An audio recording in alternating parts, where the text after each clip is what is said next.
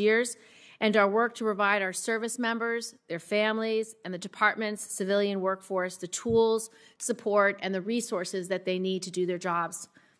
Today, we will hear from survivors and from survivor advocates on their experiences with the military justice system, from the Government Accountability Office on the many changes in laws regarding sexual assault in the military, and from outside experts on the effects or lack thereof those changes have had on reducing sexual assault within its ranks.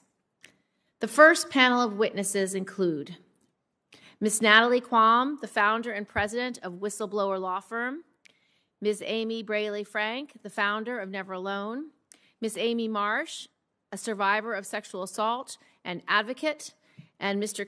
Quentin McNair, a survivor advocate who retired from the Army after 24 years of service as a senior drill sergeant and sexual assault response coordinator.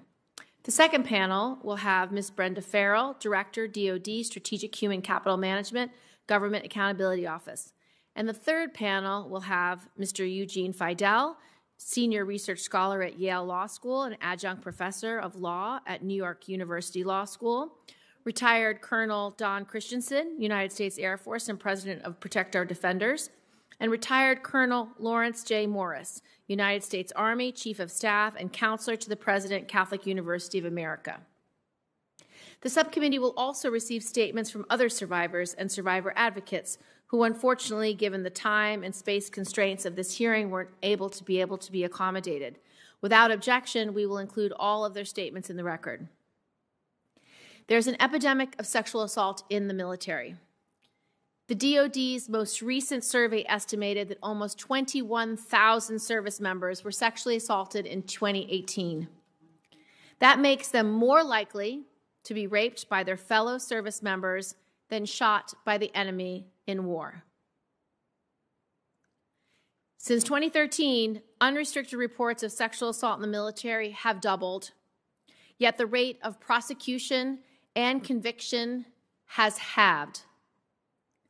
The assailant was often someone in the survivor's chain of command, the same chain of command responsible for deciding the case. These commanders are not lawyers.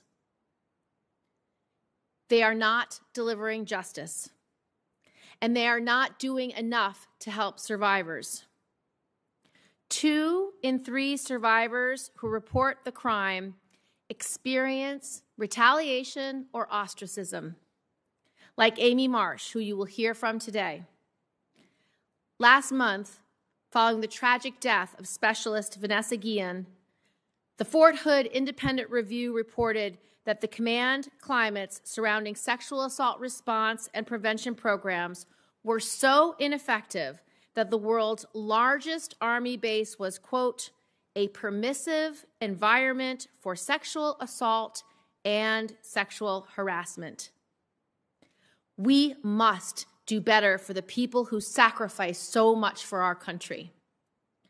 I first introduced the Military Justice Improvement Act in 2013 with the goal of professionalizing the way the military prosecutes rape, sexual misconduct, and other complex crimes. Every year since, military leadership has come before us and said that the chain of command would solve this problem. They're not solving the problem. They have failed. The statistics on sexual assault that the DoD has been reporting since 2006 make it plain. There has been no progress made over the past 15 years. We have given the military enough time and enough resources to fix this problem. Congress has given the military more than $1 billion, $500 million in fiscal year 2019 alone, enacted 249 legislative provisions, and chartered special panels, commissions, and advisory committees to address this problem. Not one of these steps has reduced sexual assault within the ranks. We are right where we were when we started. Nothing has changed. Nearly every Secretary of Defense since Dick Cheney has promised this country and the service members who serve us zero tolerance for sexual assault. Every general or commander that has come in front of this body for the past 10 years has told us, we've got this, ma'am, we've got this. Well, the truth is they don't have it. The military justice system simply is in the wrong hands. The Military Justice Improvement Act would put these serious criminal cases in the hands of senior, experienced military prosecutors. It would eliminate command bias and create a fair, impartial system. It is our duty to our service members to solve this problem. I invite my colleagues to recognize the lack of progress made over the past 10 years and to support our effort to rethink this system and professionalize the way the military handles these cases. I look forward to working with you, Senator Tillis, to finally take the necessary steps to address this scourge on our military. Senator Tillis. Thank you, Chairwoman Gillibrand, and to, I was going to call you Coach, but I guess I should call you Senator Tuberville. Welcome to the subcommittee. Senator Gillibrand, I want to thank you for holding the hearing, and I truly admire your unwavering dedication to addressing sexual assault. I agree with you that sexual assault has no place in the military, but I believe we can't just stop there. It has no place in our society. While today's hearing is about focusing on our military, it's important to remember that this is not just a Department of Defense problem. If it's an epidemic in the Department of Defense, then it's even more so in our society. If we're to have any hope of fixing the issue for our military, we need to tackle this issue more broadly. Each year, about 180,000 young Americans enlist for active duty service in the armed forces. Statistics show that sexual assaults are most prevalent among our youngest service members, those who are newest to the military, generally ages 18 to 24. In comparison to similarly aged college and non-college students, the rate of sexual assault is lower in the military. The rate of reporting a sexual assault is higher in the military, and the rate of sexual assault prosecutions is higher. In fact, colleges and universities, I was at a gathering in Annapolis a year or so ago, are coming to the Department of Defense and asking, help us, show us how we can start fixing this problem. Now, preliminary data from the GAO study due later this year shows that between 2004 and 2019, Congress has enacted 249 legislative proposals concerning sexual assault in the military. But the reality is, only about 9% of them have anything to do with prevention. So I hope as we move forward this process that we spend more time on the subject of prevention. Senator Gillibrand, I'd ask unanimous consent that my full statement be put into the record. But you and I had a great conversation about 2 weeks ago. And I've also had conversation with current service line secretaries. And I've been here for going on 6.5 years. I've spoken to those service secretaries and commanders under the Obama administration as you were making proposals. That's what I'm saying. You're after it. You're staying after it, and I admire you for it. They expressed concerns.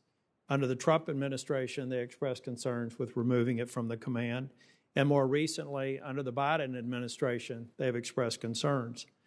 I told the service secretaries in the most recent conversations about a month ago that you need to come with a credible proposal because in the wake of the Fort Hood incidents, there are members that are beginning to wonder whether or not we should keep the current structure. Senator Gillibrand, you and I didn't get to have an opportunity to talk about the data. I'm a data person, and I'm trying to figure out, it seems like sometimes in our hearings, we hear different views on different sets of data. But I think one of the things that we have to do, when I hear that the conviction rate is lower. I hear that. On the other hand, I hear DAC and IPAD say that the number of prosecutions are higher, the conviction rate's lower. So it seems like under the current structure, one argument against moving it from the command is that more go to court-martial than the DAC IPAD would expect. And if you've got more going through prosecution, then you would naturally expect that maybe the conviction rate or the acquittal rate would be higher. So I hope that as we hear the witnesses today, understand that it disgusts me. So much so that 2 years ago we do our nominations process for Service Academy nominees. About 2 years ago, I said, inspired in part by the concerns that you've raised, that I want this is a joyous occasion. These are young men and women who want to go to the service academies. You would generally want it to be a joyous occasion, hand them off a certificate and say, we're going to work hard to get you appointed. I have to dedicate about 10 minutes of that segment now, at my request, to talk about sexual assault and to make all those young people who are about to go into the academy understand that I'm watching them and I have high expectations. It's a shame that an otherwise joyous ceremony with these young men and women and their parents has to resort to that, but that's another step towards prevention. I want to make progress, but I want it to be something that's not the 227th bill that's gone through Congress on prosecution that doesn't ultimately address prevention. I want it to be something that we feel like can be implemented and bring as many people to justice as possible who are guilty or at least accused of being responsible for sexual assault. So I look forward to working with you. I want to take all of this data because as I do my homework, I hear people, it's like you've got the debaters in separate rooms and not coming together to make sure that whatever policy we move forward with is actually driven towards holding more people accountable.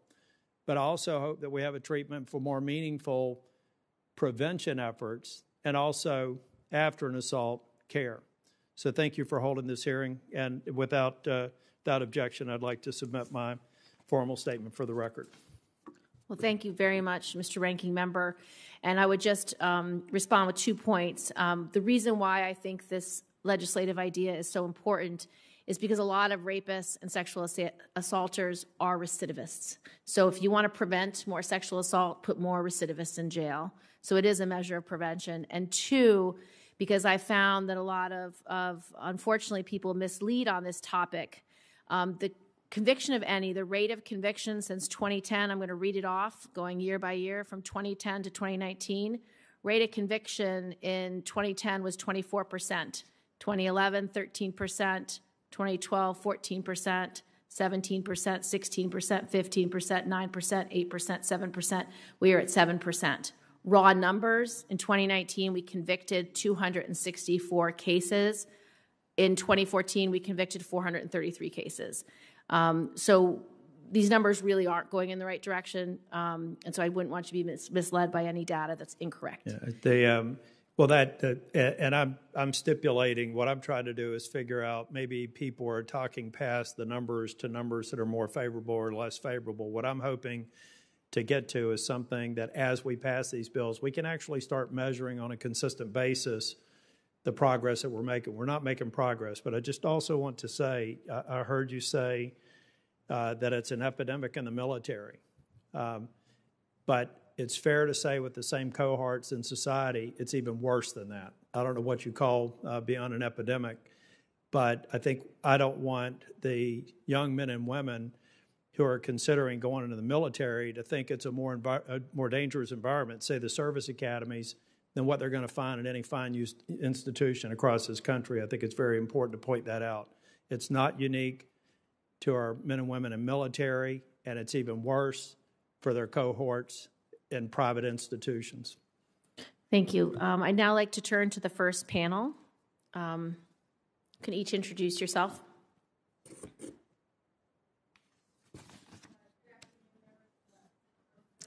Please turn on your microphone. Okay, that would. Good. Good afternoon, members of the Senate Armed Services committee, Subcommittee on Personnel. Thank you, Senator Chairwoman Gillibrand and Senator Ranking Member Tillis, for having me here today to testify. Can I? You may proceed with your testimony. Thank you. Thank you, Chairwoman. My name is Natalie Kwam, and I'm an attorney, and I represent Vanessa Guillen's family. My background is I am a graduate of Georgetown University Law Center, proudly. I have an MBA in healthcare and a second master's in healthcare finance. I am the founding partner of Whistleblower Law Firm and Kwam Ripka Law Firm. I am here today to speak on behalf of not only Vanessa Guillen and her family, but all soldiers that are victims of military sexual assault and harassment. I agree with you, Chairwoman, it is an epidemic. I'm not here to put egg on our military. Actually, I love our military and I love our country. I'm an immigrant from war-torn Lebanon. My family is Lebanese Catholic. And the United States of America made this our home. They brought us in. They took us in. And I have a calling to help serve those who serve. I represent many members of the military. Senator Tillis, you probably remember me in your office a year ago with Sergeant First Class Richard Stayskull, the Green Beret, highly decorated Green Beret, who is dying of lung cancer. I represent many members in the military on all issues, including military-based housing issues. I know what's going on, I understand what's going on, and I speak here from truth. I am not a politician, I'm an attorney. There is such an injustice that's happened to our soldiers. Our soldiers deserve respect. Our soldiers deserve justice. We have to do this as a country, not just members of the military, but all people, civilians and all. As you know, there is no accountability right now in the military. I understand a lot of people have a loyalty to the chain of command, but it's proven a failure. It's proven to have failed, and we need improvement. I'm here to support the Military Justice Improvement Act. I'm here to support any kind of improvement, reform to the military so our soldiers have a voice. They have the rights that we all have, and they have the protections that they deserve. There needs to be accountability. You know, when I see these headlines and these soldiers that are committing suicide after being raped or assaulted or hazed, and I get these phone calls in my office from families asking how I can help their loved ones, their daughter or their son that's at Fort Hood and Fort Bragg, I sit there and I just think about how much is going on in our society and how many people don't get these calls that I get every day, all day. You know, we have had, the reason I've taken this case is as an immigrant, the Guillen family are immigrants. I knew that the DOD is a very complicated area, and that they were just going to be railroaded. They weren't going to get answers. They weren't going to get results. And I knew we needed one thing, and that was legislation on this matter. When I originally drafted the Richard Stayskull, Sergeant First Class Richard Stayskull Military Medical Accountability Act, sexual assault was part of that bill, and it was removed. That language was removed. So here we are a year later asking for accountability for our soldiers. They deserve to be protected. They deserve to be free to serve, free from sexual harassment and sexual assault. And I'm here to speak on their behalf for all those members of the military that proudly serve. What happened to Vanessa at Fort Hood, a 20-year-old beautiful young lady that just wanted to serve our country proudly. She was bludgeoned to death. She was murdered. A horrific murder that should never have happened on the base. Daytime in the armory room. And there was cover-up after cover-up, lies after lies. This family went through so much, and they're still going through it. Look at these reports that are coming out. They still don't have answers. We need change. We need legislation. I want to talk about not just through legislation. We need legislation that's actually going to create results. I speak from experience. When we had the Sergeant First Class Richard Stayskull Military Medical Accountability Act passed last year, we still don't have our members of the military with rights to process their claims.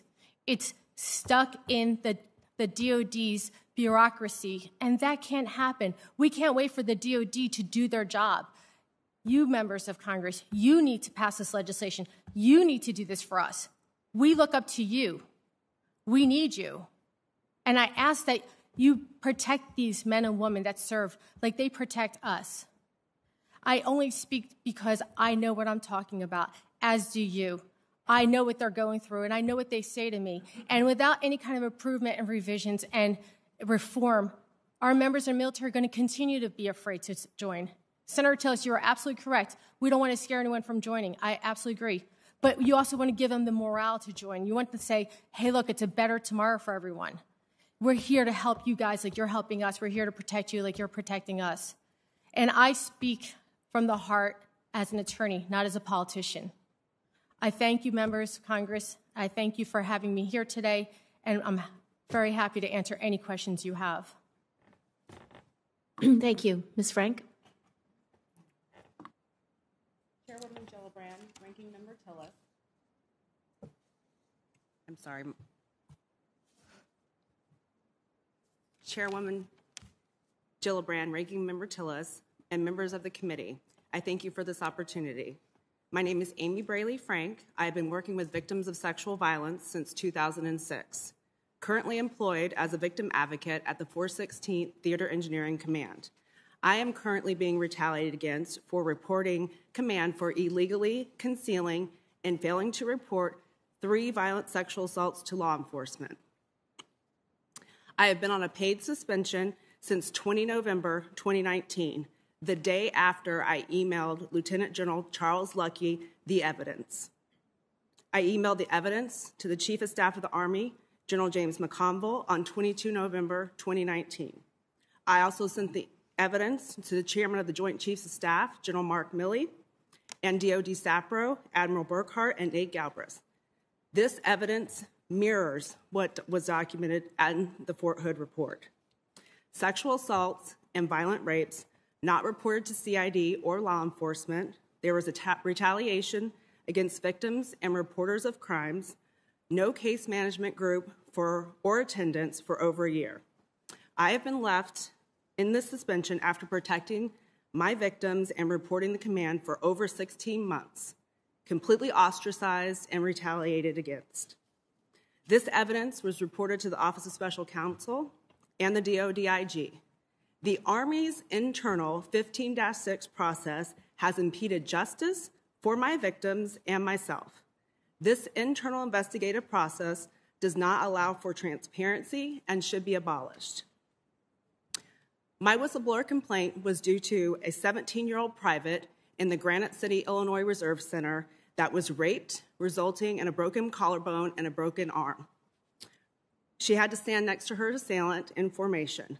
The command's illegal 15-6 investigation was documented in a memorandum of record. They said it was consensual sex. For over a year, no one assisted her until I was notified in June of 2019. But after my suspension, her advocacy ended. Advocates are continually blocked by layers of command from protecting their victims. When commanders ignore advice of advocates, we have no recourse. There are no consequences for commanders when they violate the law. Documented by the number of murders and murders by suicide. Nicole Burnham's brigade commander, Colonel John Munford, left Nicole in the same barracks at Camp Casey with her offenders, raped and later gang raped, tortured for over 82 days before her transfer was executed. Nicole Burnham is dead. Staff Sergeant Morgan Robinson's first offender is still serving in the Oklahoma Army National Guard. Staff Sergeant Robinson's report of 9 Special Forces soldiers placing a covering over her head, dragging her out of a tent, and gang raping her in Afghanistan has never been investigated. An outstanding soldier committed suicide. She was not protected. Lavina Johnson's brutal murder has never been investigated. The Army still states it was a suicide. 16 years later, the toxic culture again exposed and the murder of Vanessa Guillen. This is not isolated to Fort Hood, documented across all components of the military. Fort Campbell April 2020, Never Alone received a phone call from a soldier that was gang raped. She was illegally arrested by CID and denied counsel. Her special victims counsel, they told him that he was not the right kind of attorney. Major General Shadley retired. He alerted Major General Donna Martin. Nothing was done. Never Alone helped the soldier with suicidal ideations, but she is still fighting to clear her record. Fort Bliss, 31 December 2020. Private First Class Asia Graham was found dead. Her offender is identified as an accused serial rapist, walking free, no pretrial confinement. He continued to live in the same barracks, on the same floor with Asia, and was moved from Echo Company into Headquarters Company with his victim until her untimely death. Asia's leadership failed to protect her after she reported her rape in February of 2020, not June. Private Richard Holliday is still missing from Fort Bliss. When victims and victim advocates speak out about the broken process and illegal actions of commanders, we face severe retaliation. All felony crimes, murder, rape, sexual assault, domestic violence do not belong with the chain of command's control to investigate or prosecute. Kamisha Block's death was deemed friendly fire. She was murdered in a domestic abuse situation. The abuse of power is real. In Italy, the Provost Marshal, Lieutenant Colonel Michael Parsons of Army Garrison Vicenza, Italy, filed an espionage charge against in an Italian court against an Army spouse, Michela Morilato. Retaliation for exposing General Harrington, resulting in his firing and demotion. This retaliation was reported to then Chief of Staff of the Army, General Milley, and the IG. Nothing was done. Illegal internal 15-6 process. Ability to redact investigations. None of us will ever know the truth or get justice. Just this week, my own sexual assault by a 2-star general, still under investigation, was improperly released to be weaponized against another sexual assault advocate that was assaulted by a full-board colonel in an unrelated court-martial. The military has no checks and balances. I was raised in the military, and I'm a proud mother of a veteran of the Army. I will not stop until our military is safe. Sexual misconduct is an abuse of power and a force protection issue. The inability of commanders to execute essential command functions of protection is a significant threat to the United States military's ability to protect this great nation. Soldiers should never be alone. Thank you. I yield to any questions. Thank you. Our next panelist, Ms. Marsh. I just can't read that far.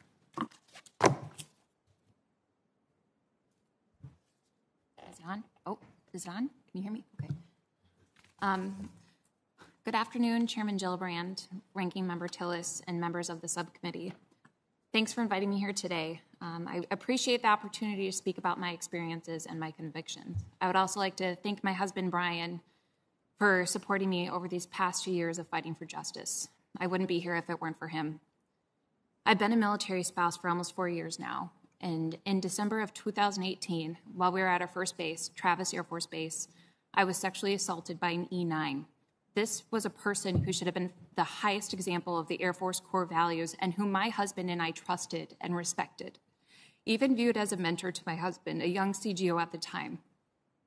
Instead, this person betrayed that trust when he sexually assaulted me after a unit function. This experience nearly destroyed me, our marriage, and it has ruined my husband's Air Force career. I kept my trauma secret for months because I had not yet understood what had happened to me.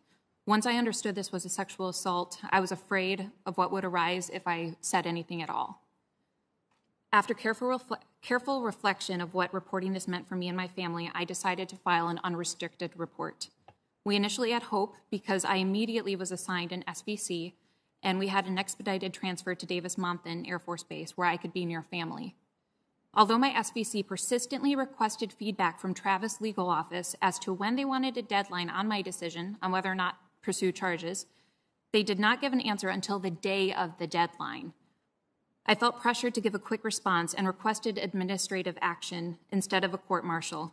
However, after giving it more thought, I decided, yes, I did want to pursue charges. The base commander, an 06, denied my request. I asked for a video conference with him and was denied. Instead, I was allotted a 10-minute phone call where I literally cried to him and explained why I needed to pursue charges. He did not say anything in response and still denied it. Immediately after my decision of wanting to pursue a court-martial, my husband was punished by his command because of allegations made against him by people who worked directly for the accused. He appealed this decision as high up the chain as you could go, but it remained on his record, and his promotion was delayed. To us, all of this felt like retaliation for having reported the assault and for not backing down when the command did not prefer charges against the offender. The only reason my husband's chain of command knew about the allegations that led to him being punished is because we made the decision to file the unrestricted report. My assailant only received non-judicial punishment and was forced to retire early. The order was issued by the 18th Air Force commander, disregarded at a lower level, and then had to be reissued. How is it that my assailant's only consequence was a decreased pension and retirement, but my husband's military career is essentially destroyed? The frustrating part is that everyone in the chain of command refused to provide me a response as to why this was, and they have all been up for promotion since then.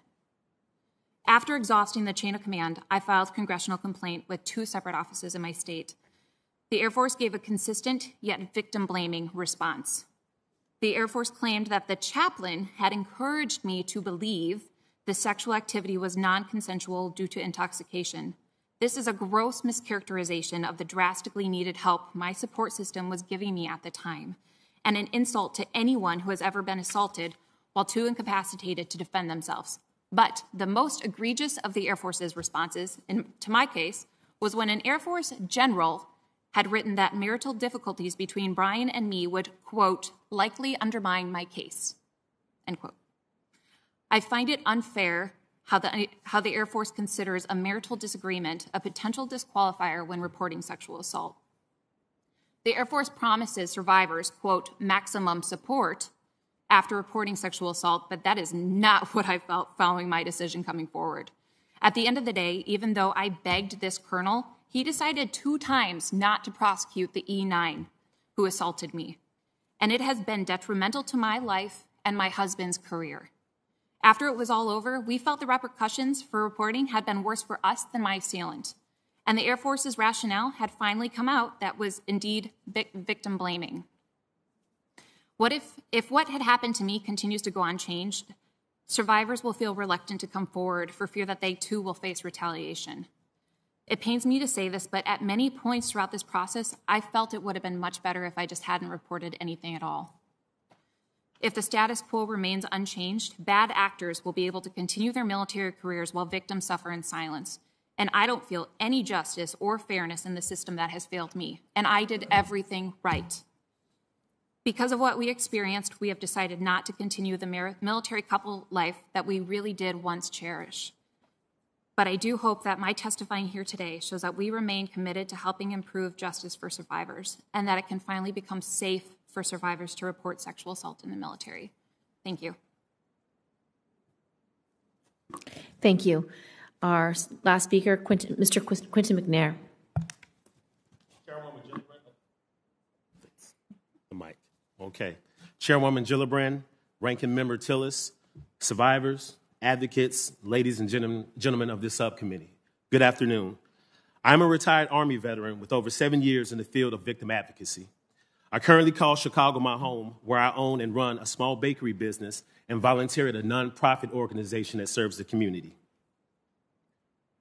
As a former sexual assault response coordinator for the 82nd Combat Aviation Brigade, I manage the unit's sexual harassment, assault, response, and prevention program alongside my fellow victim advocates.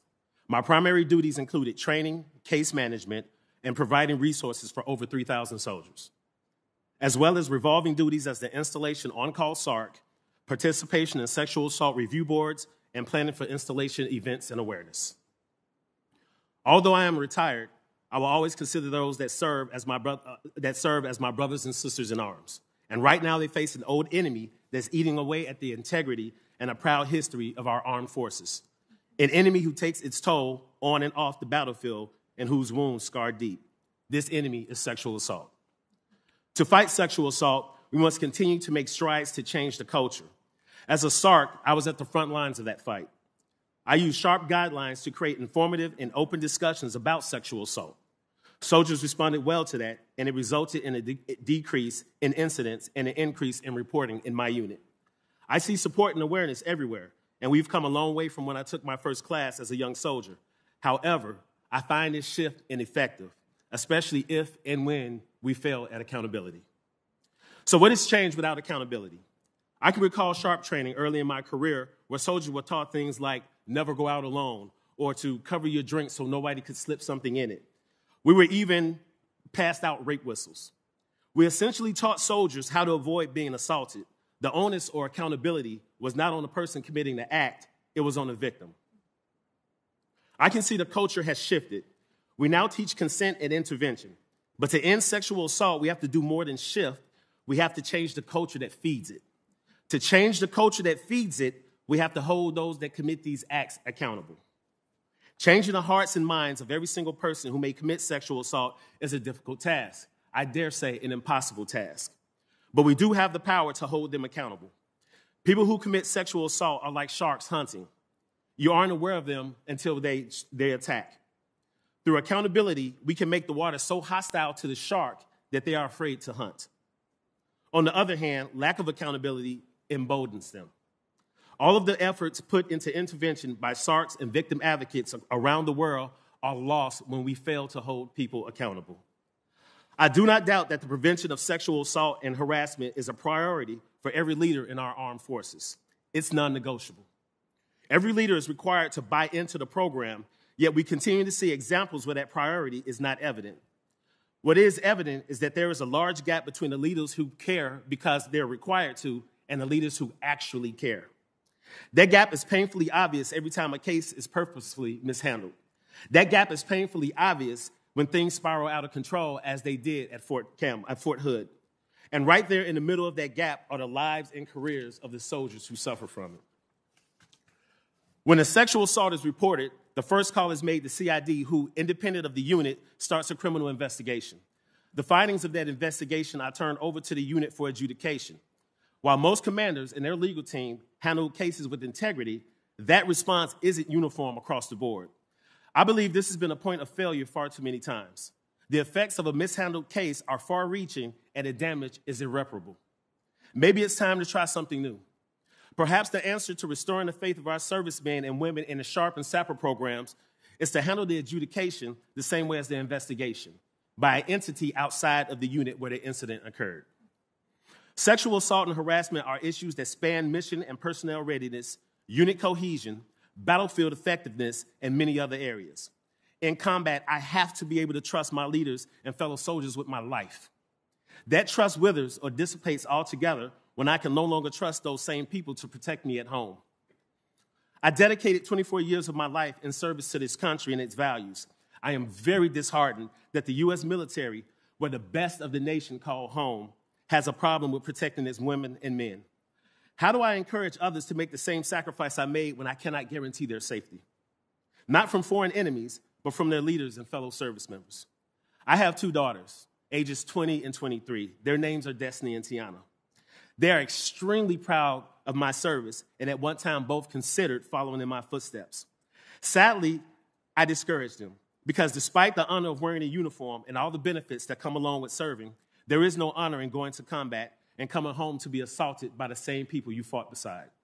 I've seen it firsthand, and no benefit is enough to heal the emotional scarring that comes with that.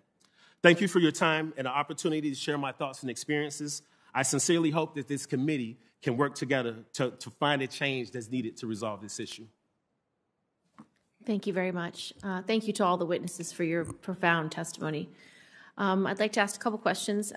Ms. Kwam, you have represented victims of crime in the military across a long period of time and also in different circumstances. As their representative, what can you tell us about their faith in reporting crimes to their commander and having the chain of command make the decision about whether a case should be brought to trial? Thank you for your question. Thank you for your question, Senator, Chairwoman. The victims that I speak to on a daily basis tell me how fearful, like Vanessa was, to report the crime that they've experienced. They're challenged by the seniority. You know, statistics show, as Senator Tillis likes to hear, the more younger that they are, the more likely they are to be a victim of sexual harassment and assault. And because it's still within the chain of command, you have a bias with somebody that you're put in a more senior position with. So the perpetrator is usually going to be somebody that has a better, more approachable relationship with the command than the young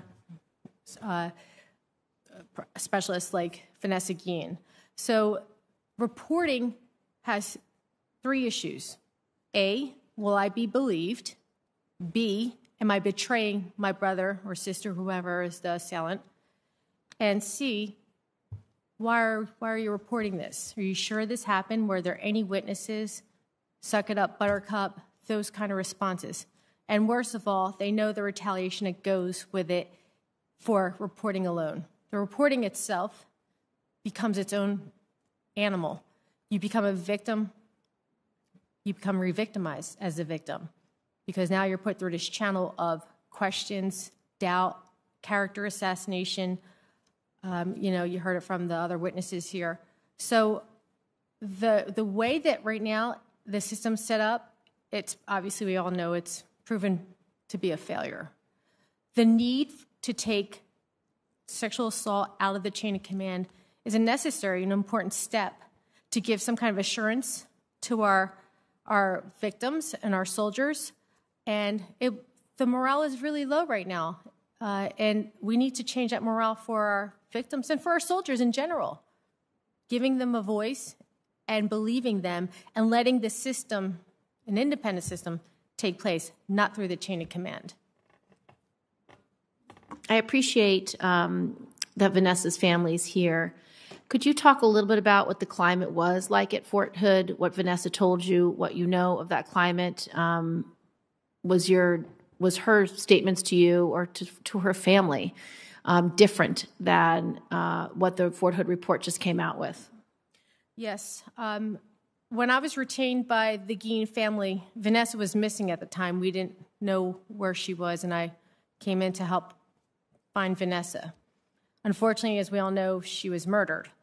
But her statements to her family and her friends, and actually her fellow soldiers, were that she was being sexually harassed. She did not like the way they were talking to her. They were saying very inappropriate, vulgar statements. And this was several of her fellow soldiers, sergeants, that did this to her. And unfortunately, her concerns were, as she told her family, my clients, that she was afraid to say anything because she was afraid they wouldn't believe her and that she would just try to fix it or handle it herself. You know, we saw what happened when she tried to handle it herself. She was bludgeoned to death. So I don't know if this system really works when somebody's either going to be assaulted and keep it to themselves, or they report it, or as she said, she was going to report it, and the assailant didn't want her reporting. He killed her. Or the other victims families that I speak to, they kill themselves because they don't know what to do. And they don't want to be, as you heard, re-victimized by the system. Thank you. Mr. McNair, thank you for your testimony today. In your written testimony and in your oral testimony, you discussed the difference between actual buy-in from military leaders versus forced buy-in. Can you explain for the members here what you mean by that and why it's important in combating sexual assault? So when I speak of forced buy-in or required buy-in, it is written in every doctrine that we have that there's a zero tolerance for sexual assault in the military. We hear it all the time. We hear it at these hearings that there is a zero tolerance for sexual assault. There's not a single commander or leader in any branch that will not say, hey, this is not a top priority for me. But if that is true, then why do we continue to have situations like what happened at Fort Hood, Why do we continue to have mishandling of cases? So it's extremely important that we find leaders who have that actual buy-in, who buy into the program because they actually care about their soldiers. They care about the well-being of the women and men in the armed forces versus the leaders who say, hey, I care about this because I'm required to. Senator Tillis. Thank you, Chairwoman Gillibrand. Ms. Marsh, when you reported sexual assault, can you give me any idea of the support that you got just recovering from the trauma? Yes. Thank you for the question. I did receive help from a victim advocate when we were still at Travis, as well as an SBC, and then we moved to Davis-Monthan, and I received support from a victim advocate temporarily there as well as an SBC. I think Special Victims Counsel. She was my lawyer, essentially. But I did receive support from them. The commander did check in on me once, but not since then. Yeah. You mentioned that your husband's promotion was delayed. Over what period of time did that occur? Has he been subject to any other promotion since then? He is still active? Yeah, he is still active duty, yes, sir. Yes, his promotion, he was supposed to be promoted in June of 2020, and it was delayed. And it still is delayed. Ms. Quam, thank you for advocating for veterans and the time you took in my office. Are you aware, as I'm trying to sort this out to make sure that we're making positive progress on priorities that each of all witnesses have expressed an interest in, are you aware of other jurisdictions that have made this change? And I'm talking about outside of the United States. I've heard, again, I'm trying to get my head around the data to make sure we have a positive outcome, but I've heard reports from Canada saying that they're having problems now with their transition. I think it was Australia as well. Are you familiar with studies that just support that doing this has a best practice or an example where the policy's been changed, it's been executed, and produced the results that we all want? Senator, I studied the different military systems of our allies, such as Canada and the UK, and I've seen that the way that they've handled their military do have, for example, in the United States we have the Ferris Doctrine. They don't have the Ferris Doctrine or anything like that overseas.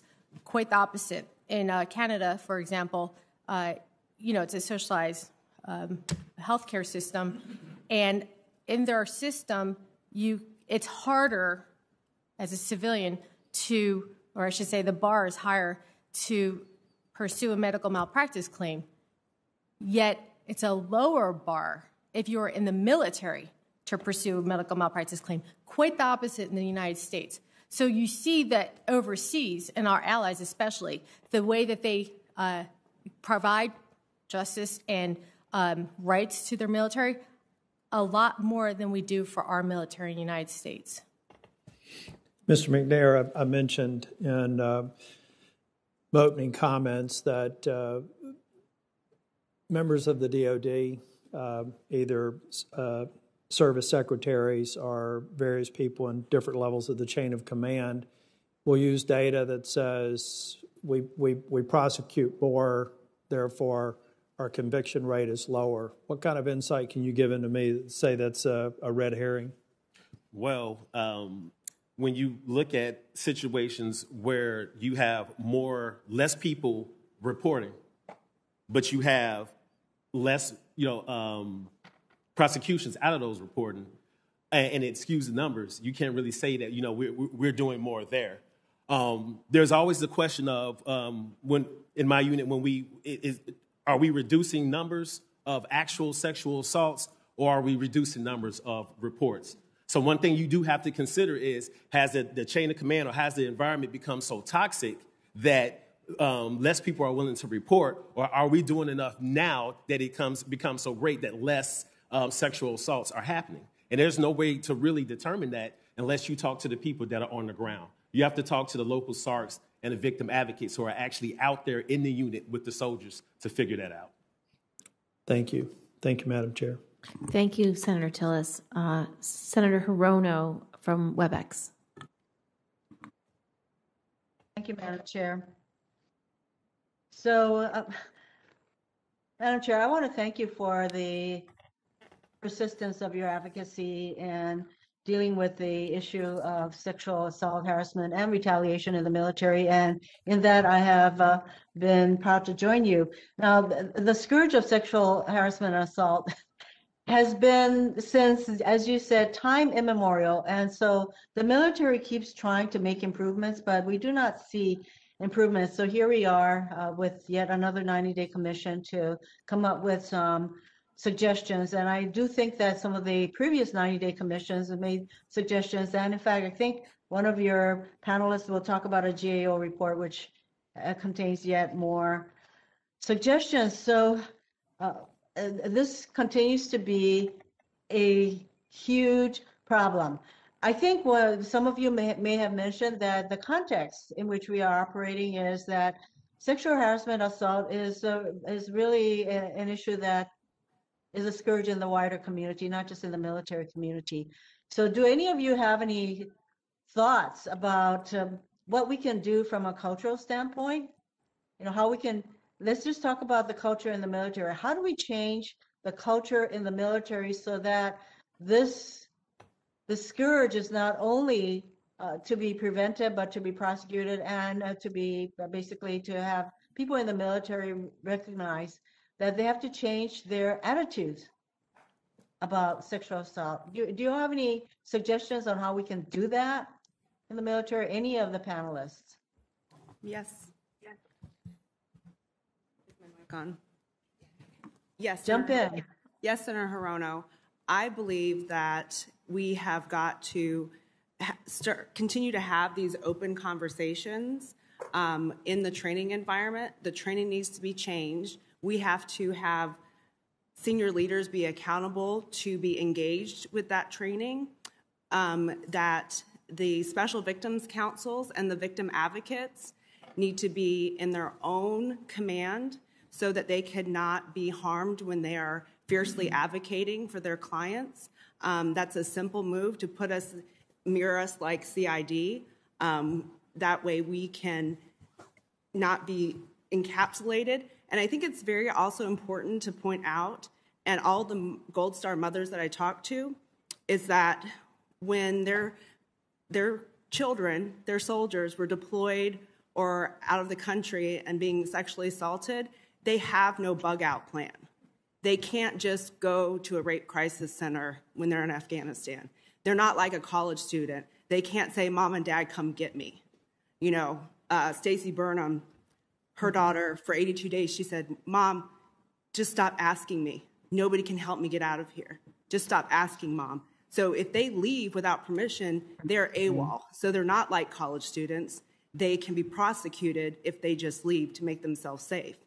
Asia Graham received an Article 15 for getting an apartment off post. So we've got to change and get some transparency, because without transparency, we cannot have culture change. Thank you. I did ask all of the panelists, but I'm running out of time, and I assume that your comments will be similar in terms of the steadfastness with which we have to pursue the kinds of changes that we need to pursue. I do have one question for Natalie Kawam. You are the attorney for the Guillaume family. So are you familiar with the I Am Vanessa Guillaume Act that I will be reintroducing this Congress?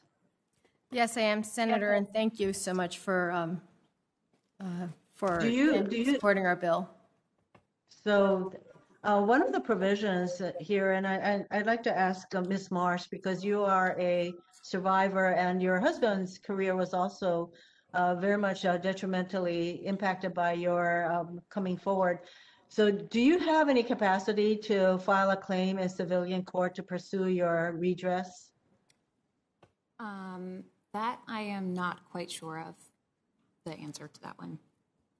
I believe. Ms. Cam, oh, sorry, go ahead. Ms. Karam, do you know?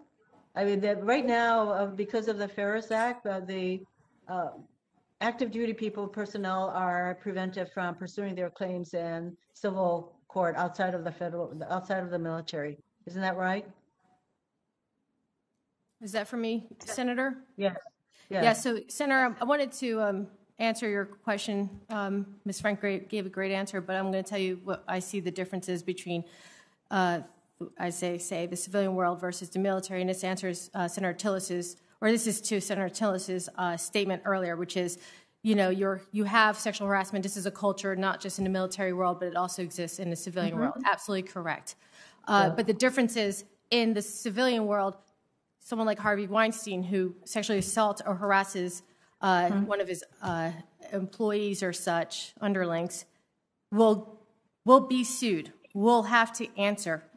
They don't have to go through Harvey to get justice. They go through an outside organization such as the EEOC or such. In the military, they don't have that option. They have to go through the command. So it's an internal conflict on so many levels, and it's a biased system. And that's why we have the problems we have. Secondly, the Ferris Doctrine bars our military members from being able to pursue a claim or have retribution or indemnification that we all have as civilians. So we need to, as we did with the Richard Stay-Skull Military Medical Accountability Act, where we made a narrow exception to the Ferris Doctrine, we need to do the same, provide the same rights to our victims of sexual assault and sexual harassment. I agree with you, and that's one of the provisions of the I Am Vanessa Guillaume Act, and I think we need to enable victims of sexual assault harassment to be able to pursue their claims outside of the military tribunal and process. Thank you very much. Thank you, Senator. Thank you, Senator. Senator Hawley. Thank you, Madam Chair, and thanks to all of the witnesses for being here. And I want to say especially thank you, Ms. Marsh, for being here and being willing to tell your story. I know that that's not easy. Mr. McNair, could I begin with you? You were a sexual assault response coordinator. In that capacity, which programs did the victims who you worked with find most helpful? So I've seen it time again at these hearings where we talked about the Special Victims Council. Once that was finally enacted and when it worked as it should, it was one of the best things we had going. We often had issues of getting a Special Victims Council in a timely manner because they just weren't available. We had so many cases going on at Fort Bragg and such a small pool to pull from. There were times we had to borrow from other units. Also, the ability to forego the military all at once and visit places like the Rape Crisis Center for help. I've had soldiers who would come and they didn't want to have anything to do with the chain of command, but they still wanted that help so they could get back into the fight. So our relationship with outside resources like the Rape Crisis Center in Fayetteville was a great asset to our soldiers. So you, just on the Special Victims Council, you found that the victims you worked with found that program and those resources particularly helpful. Is that fair to say? Yes, sir. But you said just a second ago that you had, in a number of circumstances, difficulty in getting a timely assignment of a council. You said sometimes just because there weren't enough of them. Were there other things, other log jams that created a lack of access to these council? I mean, it's been about 2 years since I retired, so it's I would have to sit down and try to recall. But that there were numerous roadblocks that I, as a SARC, and my team as victim advocates would try to work around. Sometimes it took a while to get them the mental health that they need because, once again, overwhelmed with the number of survivors who needed some kind of mental health counseling, and sometimes their appointments would be weeks or months out. Wow. Yeah, that's incredible. What are, from your point of view, Mr. McNair, what are the most important things that Congress or the Department of Defense could do to strengthen the prevention of military sexual assault? So the skills that victim advocates and SARCs develop, they develop over time. The longer a person does their job, the better they are at the job. My best asset as a fresh sergeant first class stepping into the job was my victim advocate who had been doing the job for 3-4 years already. So the problem is we train them, we give them this experience of speaking, we give them these tools and assets, and in 2 years, most likely, that service member PCSs and goes somewhere else. So you have to start that cycle, that relationship again. So with our retention in the military, we made retention its own MOS. Recruiters are their own MOS. They get to build upon those skills, and they take those skills with them to the next unit. I feel like we should probably do the same thing when it comes to victim advocates and SARCs. So once we give them that experience and that skill set they need, even if they go to another unit, now that unit can benefit from the same thing. That's really helpful. Thank you.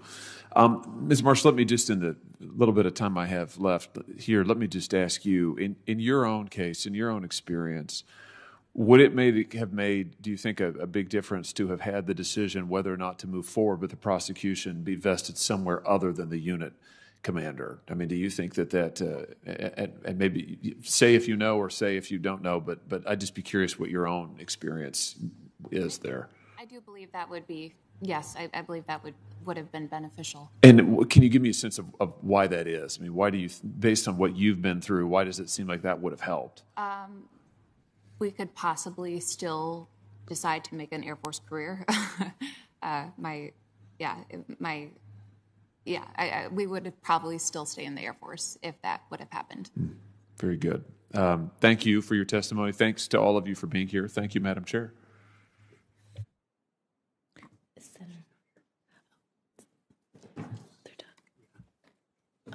Just checking that Senator Warren is not on WebEx.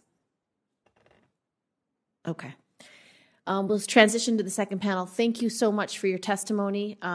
If there are any further questions from any senators, they can submit it to the witnesses and they can provide it in writing. Your testimony truly matters, and I'm very grateful for the time you took and the willingness to share such difficult issues with all of us. Thank you.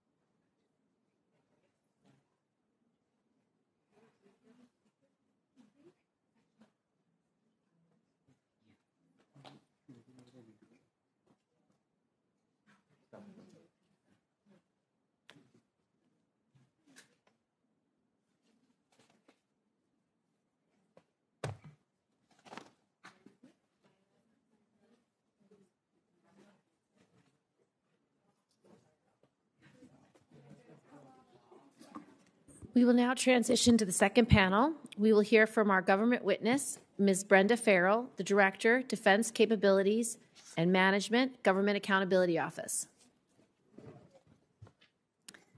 Ms. Farrell, you can start your testimony.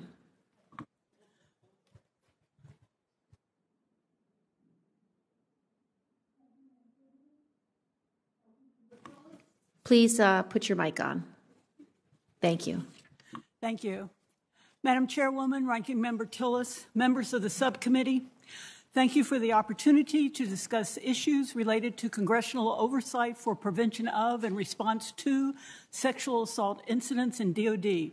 As you know, sexual assault is a heinous crime that contradicts the core values that DoD expects their service members to follow, such as treating their fellow service members with dignity and respect.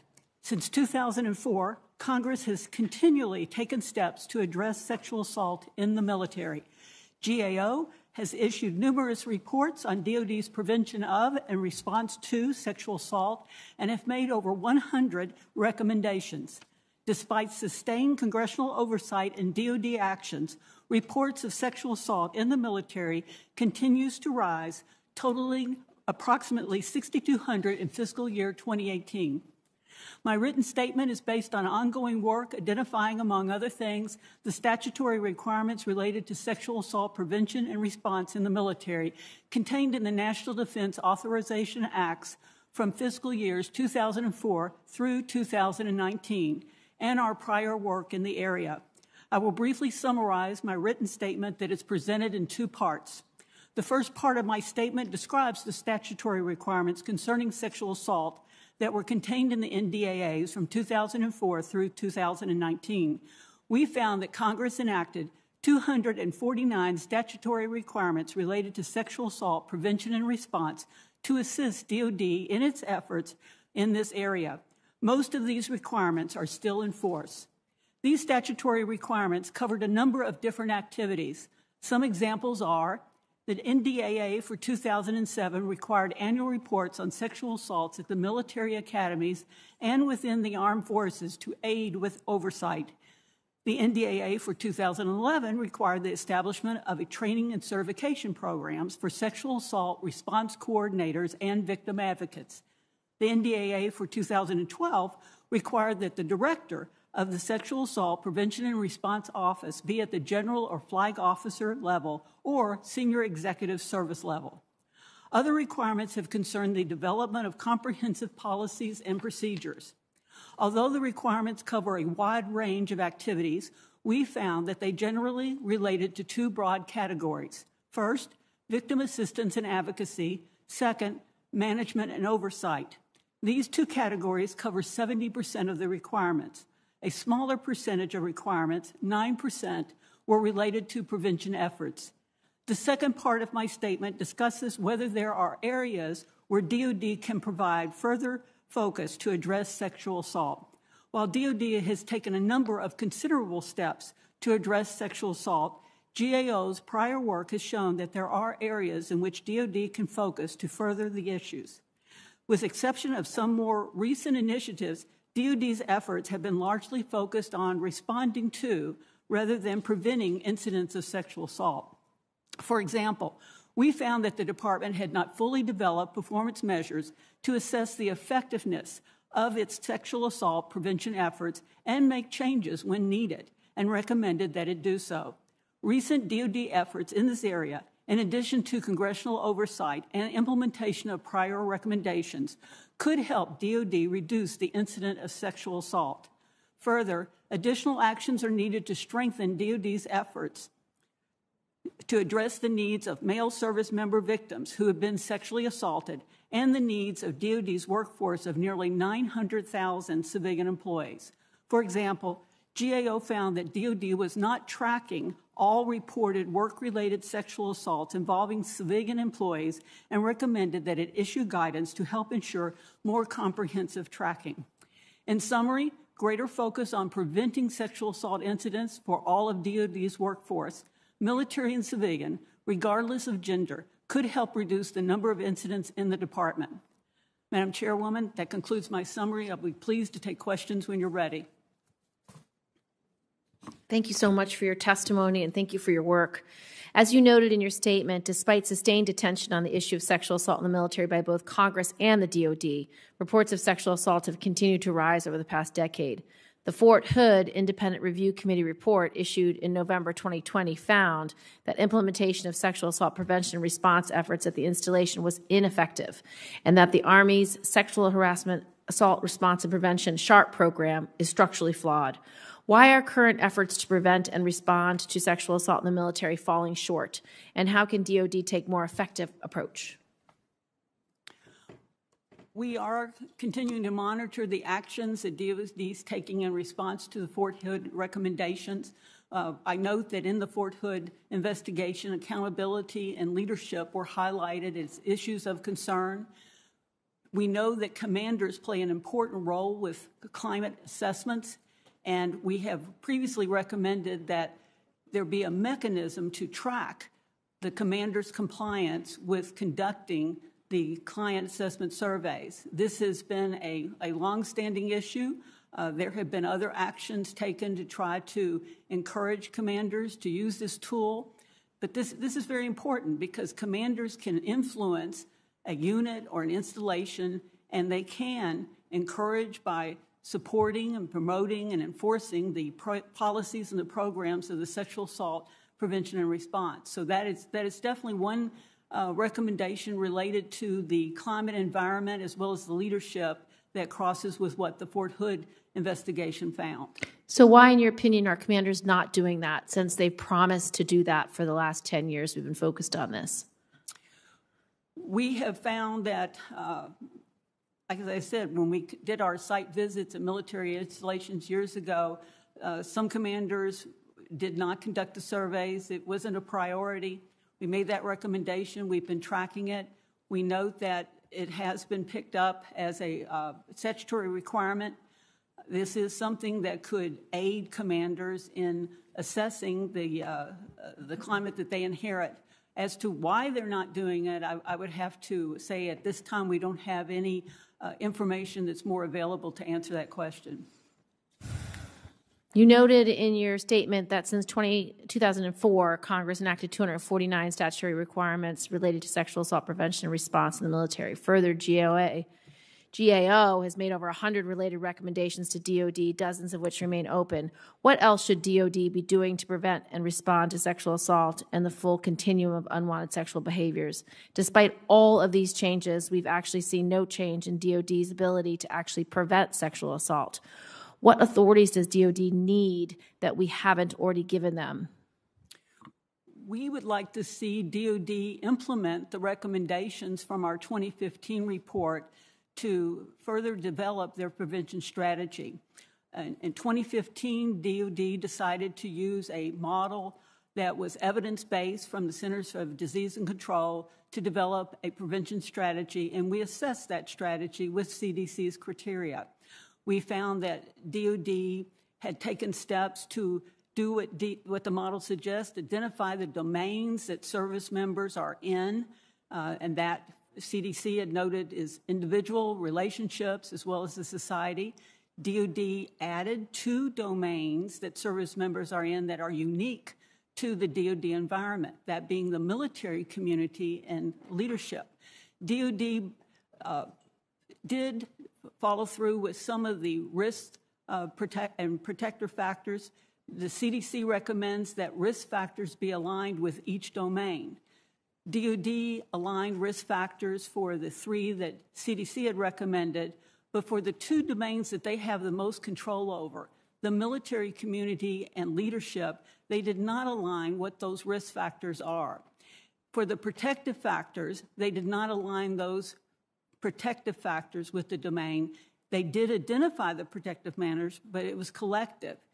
If DOD would follow through and align the risk and protective factors, the research that the CDC has done shows that then the agency could take steps to mitigate the risk factors or enhance the protective factors, thus reducing the incidence of sexual assault.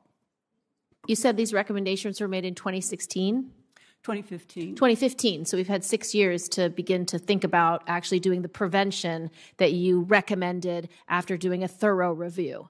So again, it's not that we haven't given them ideas on prevention, it's that they will not implement the ideas on prevention that the GAO in fact gave them. Senator Tillis. I'm going to defer to Senator Tuberville and come after Senator Rono, who I believe is still online. Thank you. Thank you very much, Senator Gillibrand. Thank you for your hard work on this very important matter. Thank you, Ms. Farrell. Thank you for being here. I think we can all agree on 2 things. Sexual assault and harassment are unacceptable. I've been in coaching all my life, dealt with a lot of it, and it's an ugly part of our society. We've got to do everything we can to get rid of it in our military. Ms. Farrell, there seems to be a view that the Department of Defense does not care about sexual assault. In your many engagements with the department personnel and service members on sexual assault, do you get a sense that the issue is not important to them?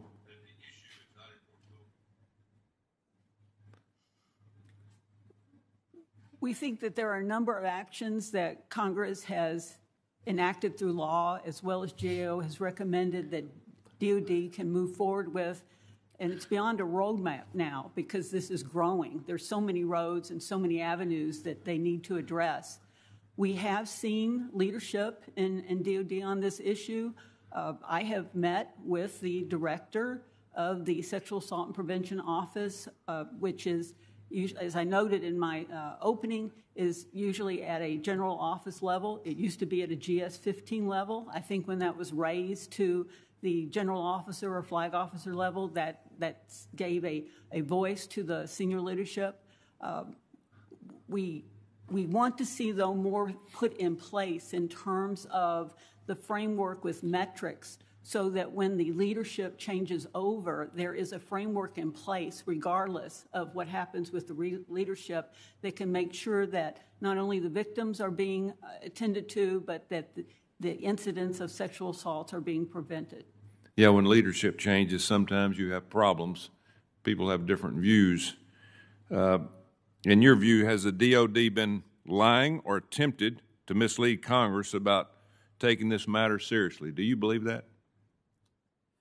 We have a good relationship with the SAPRO office. They have been overall very cooperative in responding to our requests for information. As noted, we have an ongoing review that we've had to collect a tremendous amount of information from the department, and they've been very cooperative. As far as the leadership go, the leadership is key for prevention. That is one of the areas when we were analyzing the requirements that we look for. We look for leadership for prevention, we look for the climate for prevention, and we look for education and training. So the leadership does start at the top, and we have seen with the current SecDev some increased focus on prevention, and that leadership goes all the way down the chain of command. Do you feel good about that? The leadership and what they're doing?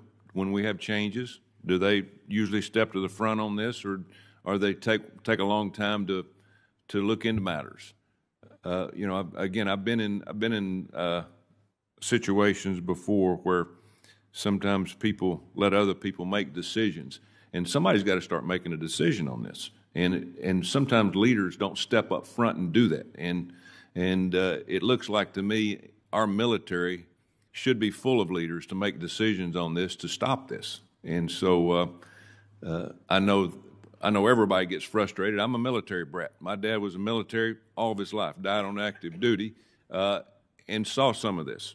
And this was years and years ago. And so sooner or later, somebody's got to find an answer to this.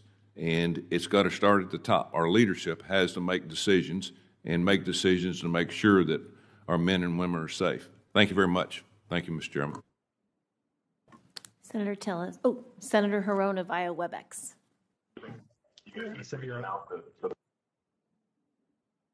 Hello. There you go. Okay. Thank you, Madam Chair. Thank you, Ms. Farrell. I know that you referred to a 2015 GAO report, and it appears that there were aspects of the recommendations that were not followed, and I was very curious about the fact that DOD was supposed to assign risk factors alignment with each domain, and I think you said that two domains, military, community, and leadership, these two domains were risk factors were not identified. Why not? Those seem to be really big areas where the risk factors should have been identified, wouldn't you say? Yes, that's key in order for them to complete their plan for prevention. DOD issued another prevention strategy in April 2019. We've reviewed that strategy to see what it says about risk and protective factors, and it's silent. It doesn't repeat the information that there was there before, and it doesn't expand upon the information. We have had conversations with DOD about the risk and protective factors. We do note that they are including questions in their climate surveys about the risk and protective factors, but it's not clear to us how that is going to be integrated with their preventive strategy. So this is an area that we continue to monitor and have conversations with DOD to see how they're going to follow through on this particular aspect. So are these climate assessments, climate surveys routinely done, and what kinds of questions are asked? Are there very specific questions as to whether anyone has ever been the victim of sexual harassment, sexual assault, or retaliation? Are there those kinds of specific questions in the climate assessments? There are standard questions that are asked in the climate surveys, regardless of where the commander is.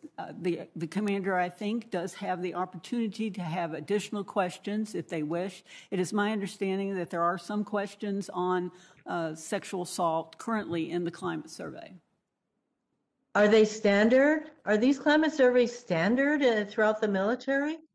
And the kind of questions that we're talking about that need to be asked? Yes, there are a standard set of questions that are used to survey the personnel at a particular location. No, but there are actually standard sexual assault kinds of questions. Yes. And then they're supposed to get this and then do something about it based on the responses that they get. So going back to the risk factor alignment, so what would be, I don't understand, can you describe to me how a risk factor alignment would work for a leadership domain? If I'm phrasing that correctly. Sure. The two domains for which we have not seen risk factors, the military community and the leadership. I'll give you an example of the leadership, the military community first. This is something that would be unique to DOD, the active component versus the reserve component. So it's what are particular risk factors that are unique to the active versus the reserve component. There could be risk factors also for communities, such as the pilot community versus the medical community. For leadership, the risk factors could be, again, at different levels of command leadership. There's more decision-making or that the commander is responsible for. But these are factors that GAO would not determine for DOD, that DOD should determine. It is interesting, DOD did identify the military community as well as leadership as domains that they needed risk factors for. But they have not followed through from the documentation that we have reviewed or the conversations. So I'm running out of time.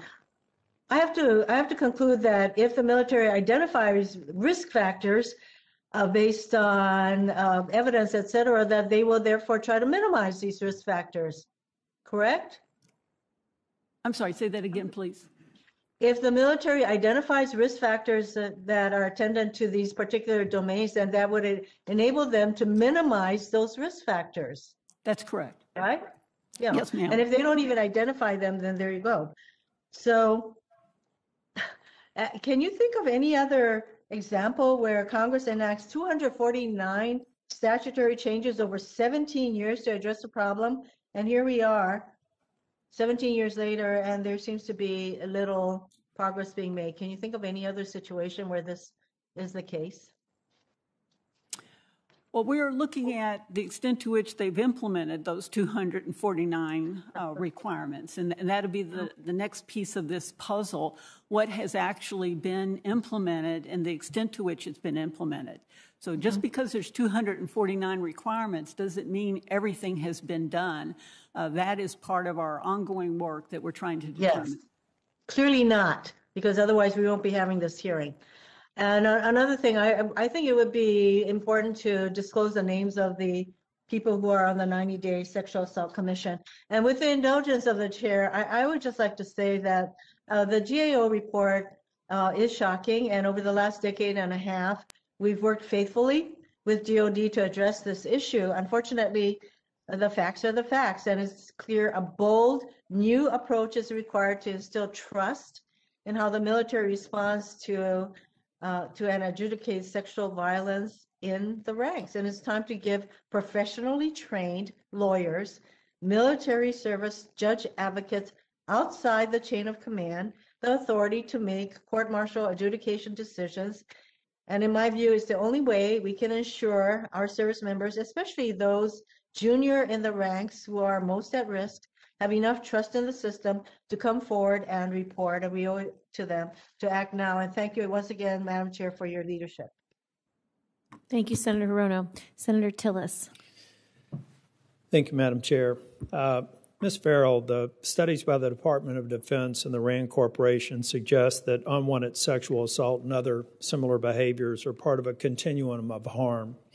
Can you explain to this committee the meaning of that term?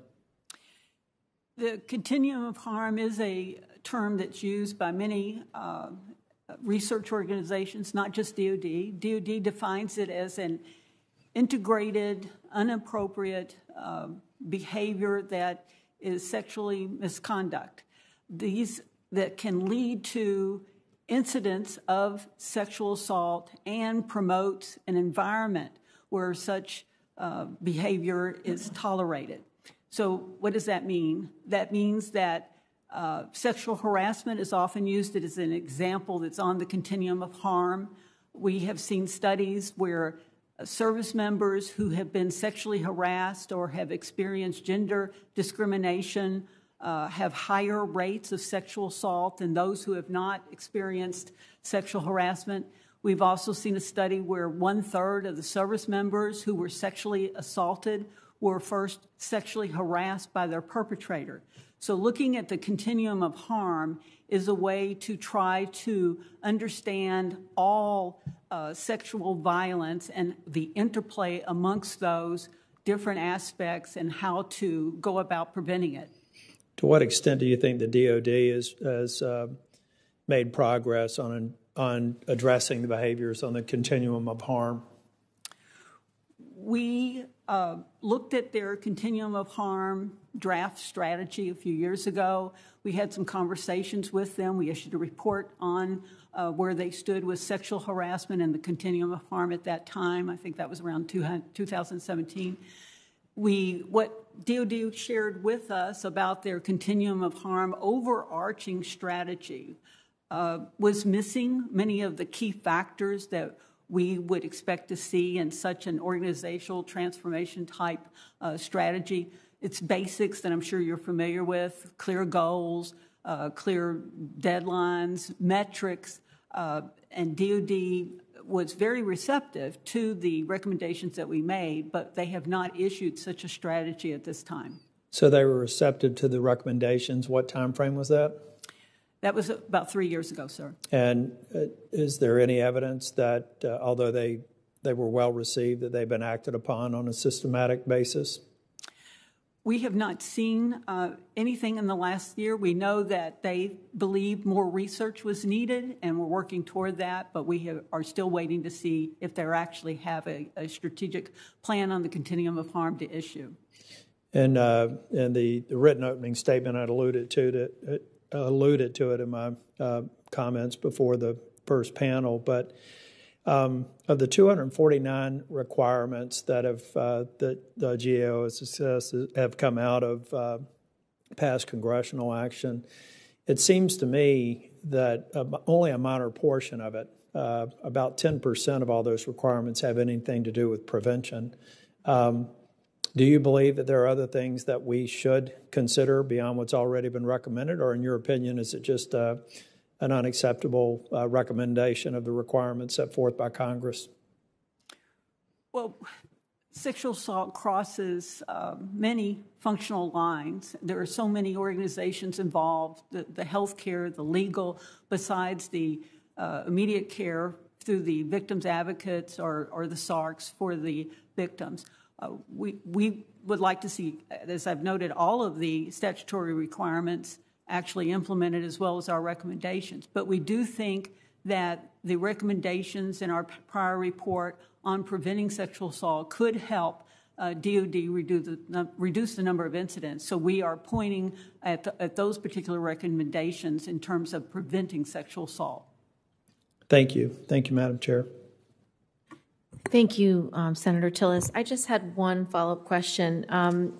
Do you know, Ms. Farrell, how much the Department of Defense has spent on addressing sexual assault in the military, including the military justice reforms, victim support, prevention, and response? No, ma'am, I do not have a figure on how much they have spent. Would you be able to provide an estimate with time and submit it to the committee? We can definitely check into that and see what is available in terms of the amount spent. Also, I noted in your earlier testimony that you said that you recommended that we begin to track the civilian cases. And that's one of my concerns for a very long time, because in the estimated cases of 20,000 and whatever the last date, 2018, we estimated, the DOD estimated there was 20,500 cases. That estimate does not include civilians. It only is an estimate based on service members. And when I've had the privilege of reviewing the records of cases at each of the four largest bases, one for each service, I've noted and during some years that about half of the cases that were reported were civilians. And so if that's true, then you might have double that of estimated cases. Is that your understanding? The number could greatly be understated because of not including the incidents with civilians. You're right. And our report notes that there are gaps in the guidance that lead to very little visibility about the number of those incidents. Thank you. Senator Tillis, do you have any follow-up? No, thank you. Thank you so much. I appreciate your testimony. We're now prepared for the third panel. Thank you very much, Ms. Farrell. Thank you. Our next panel, we will hear from Colonel Don Christensen, United States Air Force retired and president of Protect Our Defenders, Mr. Eugene Fidel, senior research scholar, Yale Law School, and adjunct professor of law at New York University Law School, and Colonel Lawrence Morris, United States Army retired, chief of staff and counselor to the president of Catholic University of America.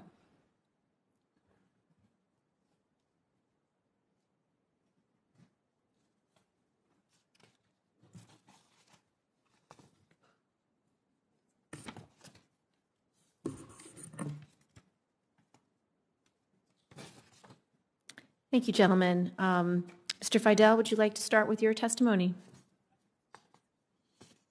Yeah, thank you very much.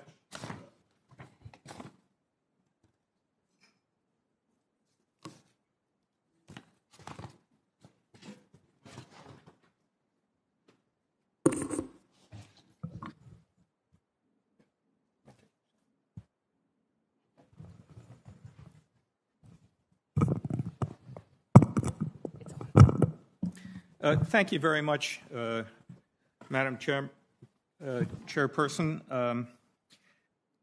I'm going to make a few very brief comments. I'm more anxious to hear the committee's questions and to try to grapple with them than I am in giving a speech. I prepared some detailed testimony, which I hope, along with the exhibits, can be made a part of the hearing record. Without objection. In my opinion, there are cogent reasons to transfer the disposition power from commanders to lawyers. I want to make four very brief observations in this regard. Number one, from my perspective, the highest value is public confidence in the administration of justice. And the public in that sentence is not only people within the military, but the rest of the American public. If there isn't confidence in the administration of justice within the armed forces,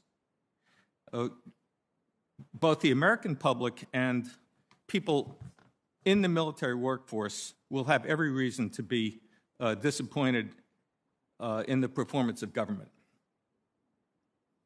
Needless to say, the impact of a fall-off in public confidence in the administration of military justice would be felt in accessions, retentions, and performance of duty, as well as in political support for military activities, for the national defense program of this country. The second point I want to make is that transfer of the disposition authority, that is to say, the power to decide who gets prosecuted for what and at what level of gravity, is sensible.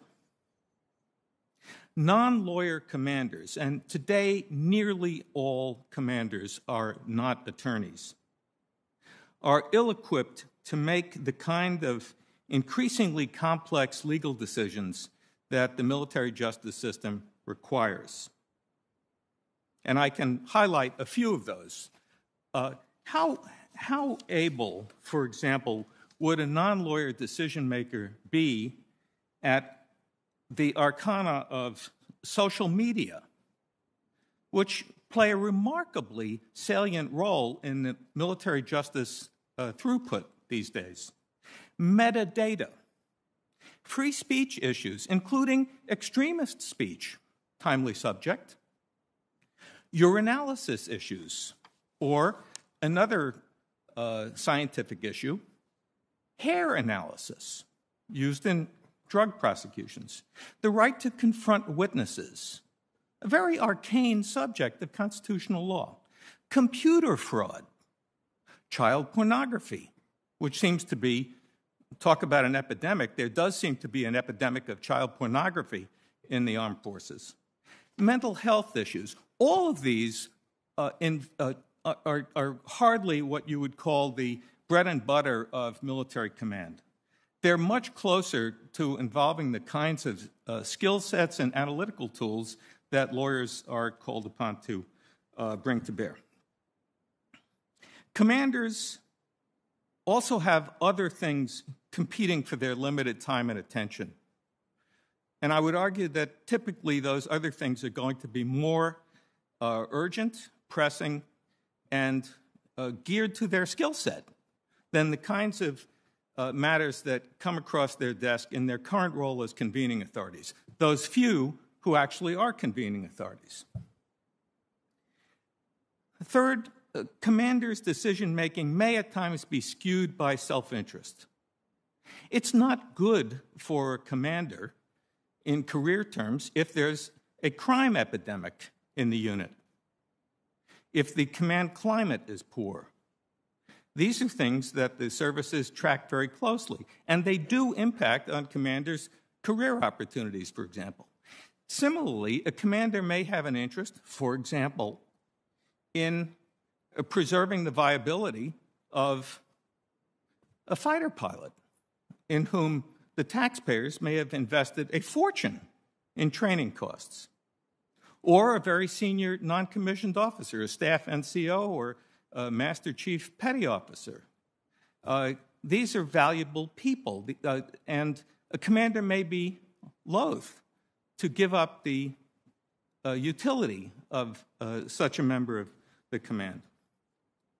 There's been a question as to whether transfer of the authority to dispose of charges would deprive the decision maker of the benefit of command insight. And the answer is absolutely not.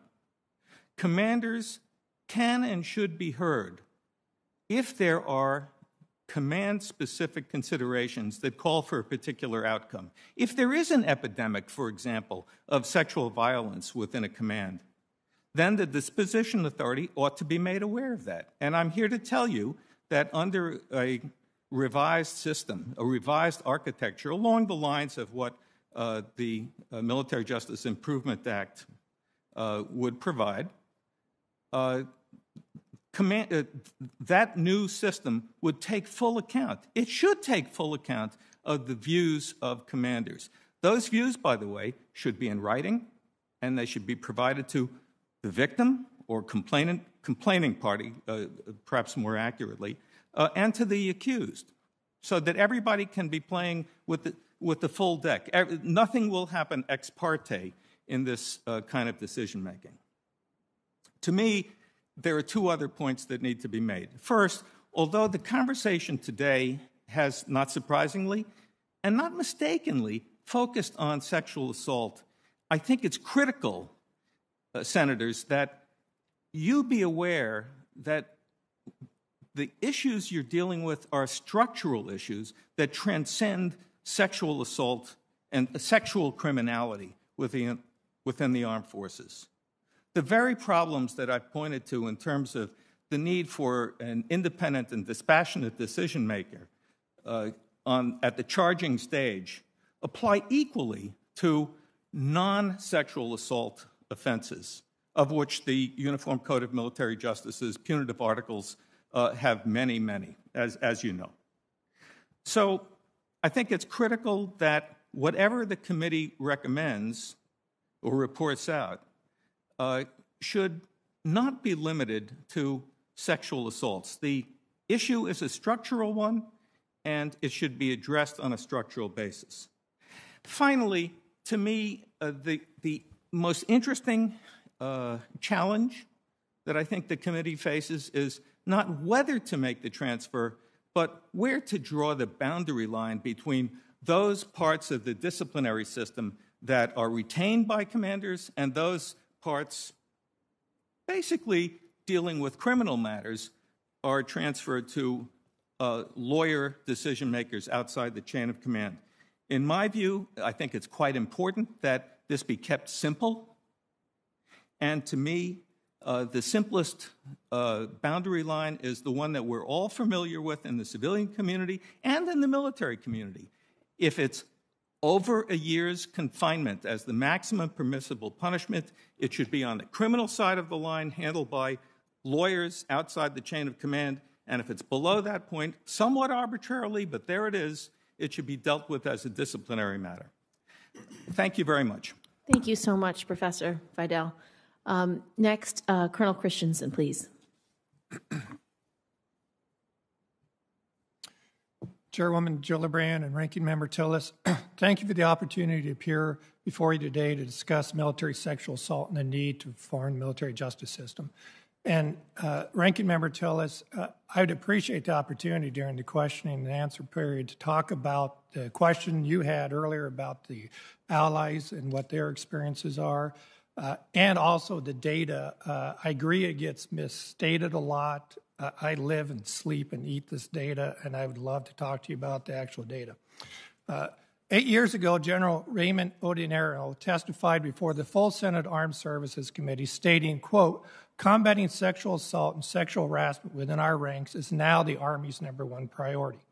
Sadly, the recent release of the independent Fort Hood investigative report proved the futility of this promise. Particularly damning was the report's 9th finding that, quote, "command climate at Fort Hood has been permissive of sexual harassment and sexual assault." This report, along with the ever-worsening data across all the services, demonstrates how short-lived the Army's commitment was. The estimated number of sexual assaults and rapes of active duty men and women has stubbornly hovered above 20,000 for almost every year that a prevalence survey has been administered. And as Senator Gillibrand pointed out, this does not include the thousands and thousands of civilian victims of military sexual assault. While there has been slight improvement in the prevalence rate for men, this has been more than offset by the increase in prevalence rate for women serving on active duty. In fact, for women, the rate of sexual assault is at its highest level since 2006 and increased by 50% from 2016 to 2018. And while military leadership has failed to make any improvements in the sexual assault rates over the last decade, its record on accountability is abysmal. In fiscal year 14, 4,660 men and women made unrestricted reports of sexual assault or rape.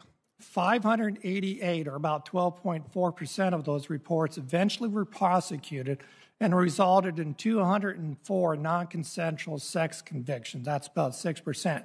And it's important to point out, these are actual sex convictions. The military often inflates the rate of conviction by including charges that are completely unrelated to sex offenses. By fiscal year 19, the number of unrestricted reports had leapt to 5,699, yet prosecutions and convictions plummeted to 363, and again, there was only 138 actual sex offense convictions in fiscal year 19.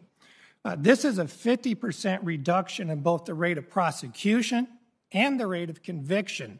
So they're taking fewer, not more cases to trial, and they're losing them at a much greater rate. Even as prosecutions have been declining, survivors have been reporting at record rates. But rather than see their offenders held accountable, they are the ones who suffer the price for reporting. And I think this is important to remember the distinction between sexual assault in the military and the civilian world. Retaliation rates for those who report are consistently above 60%, and despite efforts of leadership to play down the severity of the impacts of retaliation, the DOD-IG report found 1/3 of women who reported a sexual assault were forced out of the military within a year of reporting. A recent RAND report also found that sexual assault and sexual harassment are driving out over 10,000 service members a year. Despite the objective data proving its failure, military leadership continues to vigorously argue that commanders alone are the solution to solving the cancer of sexual assault and harassment. In opposing reform, leadership argues that commanders need more authority, not yet less. Yet I have never heard them explain what additional authority they need that they do not now possess that would drive down prevalence rates or increase accountability. Over the last 30 years, scandal after scandal has been met with promises of zero tolerance and assurance that commanders will eradicate sexual assault from the ranks. The one constant in the ineffective response, we can talk about the 250 pieces of legislation passed, the one constant is the commander-controlled justice system. And the abuses of commanders, is the commander-controlled justice system. For most of our history, military justice had a reputation as a brutal and unfair process. And the abuses of commanders were the primary reason for this. Congress, almost always over the objections of military leadership, has continually reined in the power of commanders to provide a less draconian system of justice. Yet as recently as last November, a federal judge warned that military justice was still a rough form of justice. Military justice still possesses many inherently unfair infringements of an accused's rights. The same is fundamentally true for victims of crimes committed by military members. However, while Congress has mostly reined in the evil of improper command influence relative to an accused, the same is not true for crime victims. There is nothing to stop the outsized influence that senior officers and commanders can have on other commanders and convening authorities to stop a favorite subordinate from going to trial by putting their thumbs on the scales. Sexual assault and rape have appropriately put the military justice system under the spotlight. But I, like Professor Fidel, would strongly advocate for professionalizing and modernizing the justice system, even if there was not a single sex offense in the military. After 246 years, it's time for Congress to give the men and women serving our nation a justice system worthy of their sacrifices. I look forward to your questions. Thank you. Our next speaker is Colonel Lawrence Morris, United States Army retired Chief of Staff and Counselor to the President of Catholic University of America. Chairman Gillibrand and Ranking Member Tillis, pardon me, I appreciate the opportunity to join your discussion about the most serious matter of sexual assault in the military and the command's ability to continue efforts to prevent and address it. My background is in your materials, so only very briefly. I served 30 years in uniform, 27 of them as a judge advocate, a lot of that time trying cases around the world. Later in my career, I was the chief of the Trial Defense Service, being the chief defense counsel for the Army, chief prosecutor at Guantanamo Bay, and counsel to the superintendent at West Point. After retirement, I was the first head of the Army office whose mission was to train prosecutors and defense counsel in the just and competent trial of sexual assault cases. I understand that sexual offenses have a uniquely harmful impact on our fighting forces and on the families who entrust them to serve in our country. I do not believe that the Military Justice Improvement Act or the main and good faith concerns of its proponents would improve military justice or make for a more disciplined force. Permit me to make 4 quick points, after which I'm happy to answer any questions. First is carefully interpret the data, as to be sure that the data mean what you think they mean. There are so many variables in all of these comparative data sets. It's precarious to compare prosecution rates without sorting for matters like the sanctions available and, most importantly, what constitutes the numerator. A distinctive feature of the military justice and disciplinary system is the ability to reach relatively minor offenses and to try to stamp out precursor conduct committed by those who might commit sexual harassment or other offenses that don't constitute full-scale sexual assault. The civilian sector doesn't have such tools. In addition, it's my experience that the military is much more likely to try the close case. A commander can send a case to trial if he or she thinks it's the right thing to do. I don't think my experience was unique in gaining a commander's approval to try the close cases where conviction was not certain. The October 2020 report of the Defense Advisory Committee on Investigation, Prosecution, and Defense of Sexual Assault validates that experience. It shows that commanders or committing authorities referred close cases to trial, reflecting greater acceptance of risk than is likely to obtain in many civilian jurisdictions where conviction rates can be a manipulable metric. So the military's lower conviction rate, if it is in fact a lower conviction rate, can reflect fidelity to survivors and command seriousness. Second point is if it ain't broke. It once was broke, our system, and that yielded the UCMJ 70 years ago in numerous wise revisions since then. At the core of this system has been the combination of leaders and lawyers. Leaders decide, informed by the counsel of experienced judge advocates. The proposed innovations would not tinker with that system, they would fracture it. It is misleading to claim that commanders make decisions that district attorneys make in the civilian sector. In fact, judge advocates are engaged at every stage of investigation and moving a case toward trial. It's critical to remember that the current system requires the senior lawyer to make 3 specific signed certifications before a commander can refer any case to general court-martial, a profound legal and ethical obligation. Third point, respect due process. The military appellate courts are scrupulous in guarding against unlawful command influence, the creeping of the commander into the courtroom or deliberation room. It has taken generations to arrest this and to maintain the confidence of the rank and file. The courts commonly say there's no such thing as command influence in the air. I'm not so sure. A leader or lawyer who is unduly attuned to pleasing the command might find his judgment distorted in a way that would drive the powerful prosecutorial machinery of the government. Such decisions require the unencumbered judgment of those entrusted to it. So the Senate should think carefully about the impact of legislation like this and the potential for those making disposition decisions to absorb some of that command influence in the air to the detriment of a service member's ability to receive a fair trial. Last point, fully equipped our leaders. If this act were to pass, commanders would be just as responsible for their service members as they are today. They would just have an emptier toolbox. It's paradoxical to leave this responsibility to commanders, but to take away a key element of authority and undermine good order and discipline and military readiness. Even more true in a deployed environment, which the legislation doesn't account for. One of my jobs was serving as the staff judge advocate for the 10th Mountain Division, the most deployed division in the most deployed army in the world. Imagine the complexity of Afghanistan or wherever you might be and meeting the requirements of the bill. Finally, I have a very close relationship with 2 young officers, one of them about to take command of an Army infantry company, another who was recently commissioned as an officer in the Marine Corps, having previously given 5 years of honorable enlisted service. I would like them, as they take charge of soldiers and are entrusted with the care of soldiers, to have all the tools needed to lead their men and women. But my thoughts run more to those who they will lead than to them as the leaders. Those being led need to know that the justice system in the specialized society of the military is an extension of the authority of command.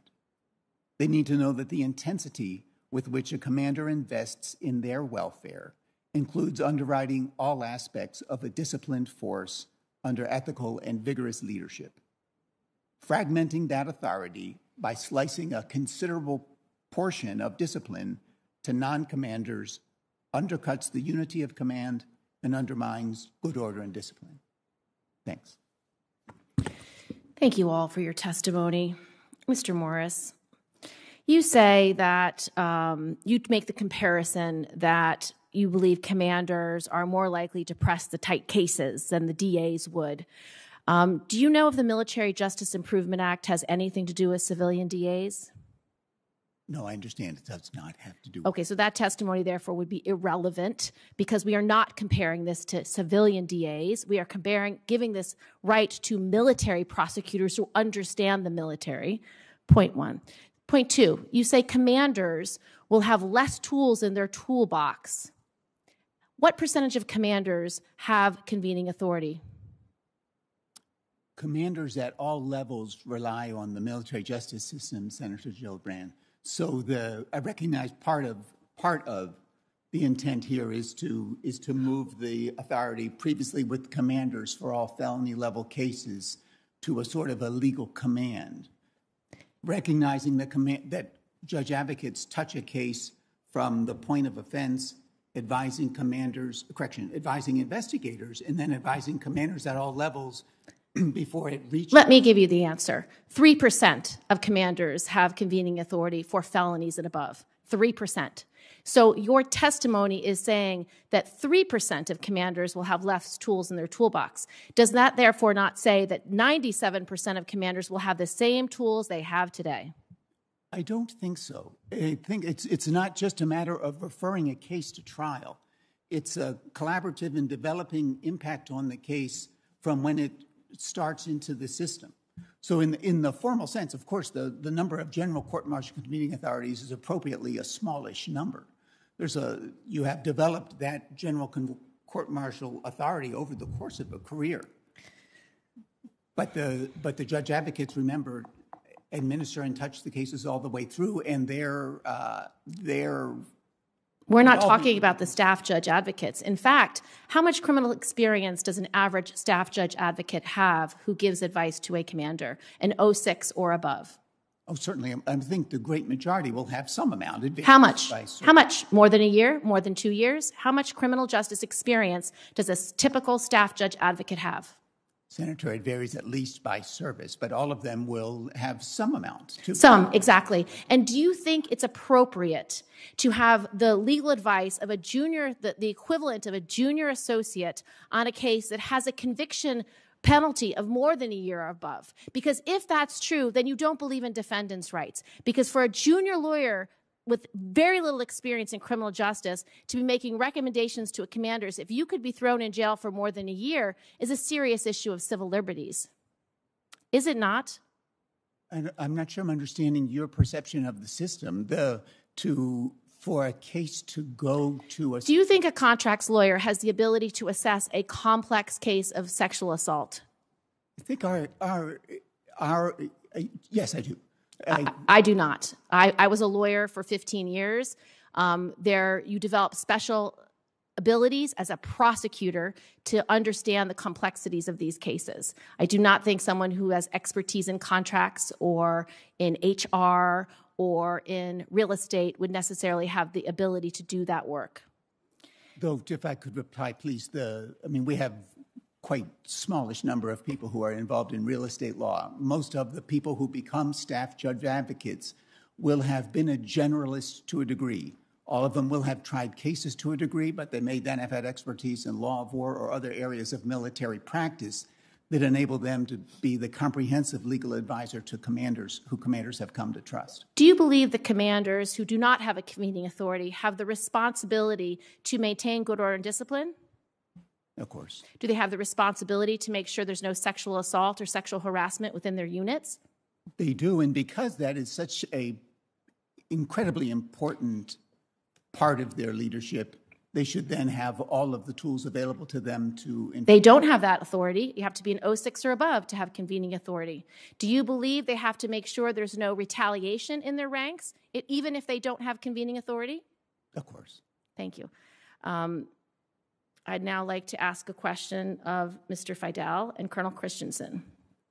Before you do that, Senator, can I make an observation that is quite important in terms of your last, one of the points that you raised with Colonel Morris.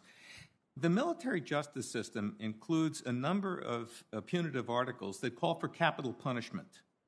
And I think this hearing would be incomplete if there were no reference made to that possibility. The notion that a decision to move forward with a potentially capital case, that decision being made by a non-lawyer is, to me, totally indefensible. And I think that should be part of the committee's deliberations. Thank you, Mr. Fidel. And in fact, most staff judge advocates have no more than 2 years of criminal justice experience.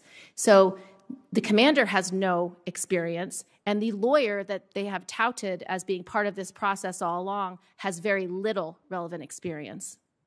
Correct? That's true. Thank you. Colonel Christensen and Mr. Fidel, you've both made the point that commanders' ability to utilize military justice tools under their disposal now would not be significantly impacted by removing charging decisions from the commander to the legal professionals for complex cases. What can we do to ensure that commanders continue to have these tools, or indeed even increase them, so that in cases where prosecutors decline prosecution, the commander still has the ability to take action to ensure the maintenance of good order and discipline? Colonel Christensen.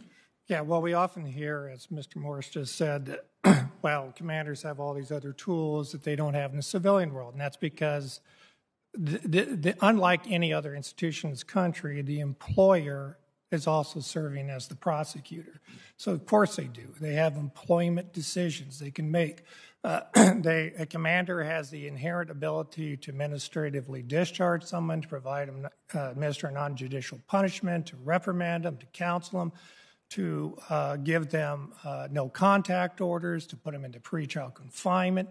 Nothing that the Military Justice Improvement Act does would do anything to any way diminish those, nor would, as it's been claimed by opposition, nor would it preclude if a prosecutor made the decision not to send someone to a general court, it would not preclude a lower level convening authority to send that case to a special court if the evidence warranted it. That happens right now.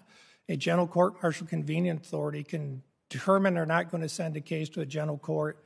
It goes back to the special court martial convening authority, and it can go to a special court. That's a complete red herring from the Department of Defense on that issue. Thank you. Mr. Fidel, can I ask you to hold your answer so I can give Senator Tillis his turn since I'm over? Thank you, Madam Chair. Mr. Morris and Mr. Christensen, thank you for your service. Mr. Morris, I want to give you an opportunity. You've heard things discussed today, and instead of asking you a direct question, is there anything you've taken note on that you would like to offer up as a counter view?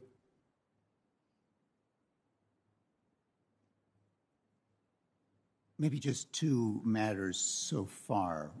One is the portrait of commanders as these issues are too complex for them.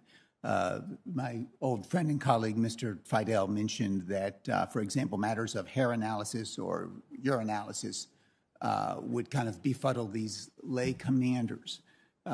It's worth considering an example that might be instructive to a degree on how the campaign to wipe out sexual assault might work. Urinalysis in particular. You know, the military had just an intractable problem with drug use.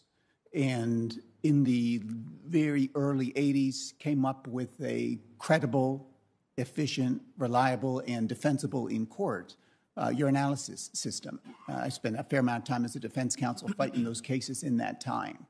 And between the public campaign and having a sanction available relatively quickly administered, that problem was reduced to a great degree.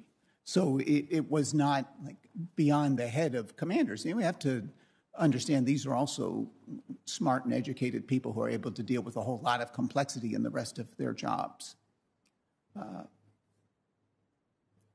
Then the last point, just on the characterization of judge advocates as the equivalents of junior associates.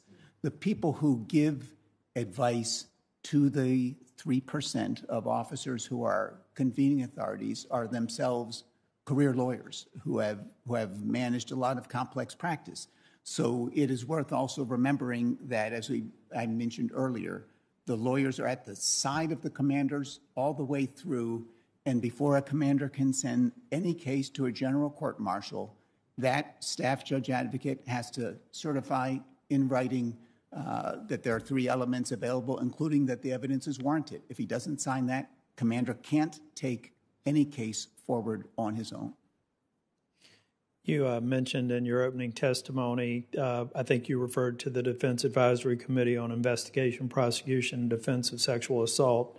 I believe at least 2 other commissions, the Response Systems to Adult Sexual Assault Crimes Panel and the Judicial Proceedings Panel.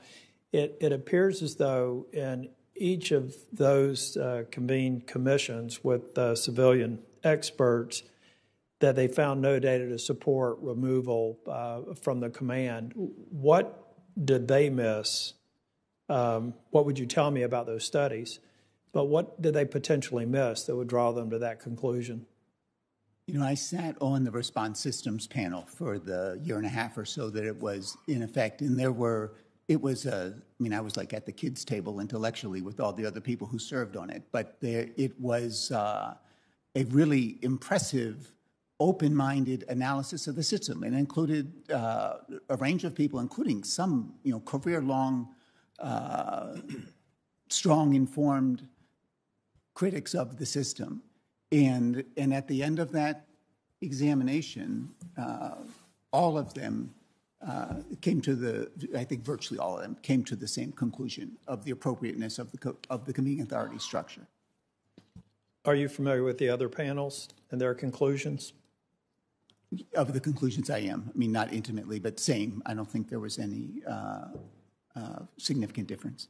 Thank you, Mr. Christensen. And I am a data analytics person myself, and what I'm really trying to sort through here are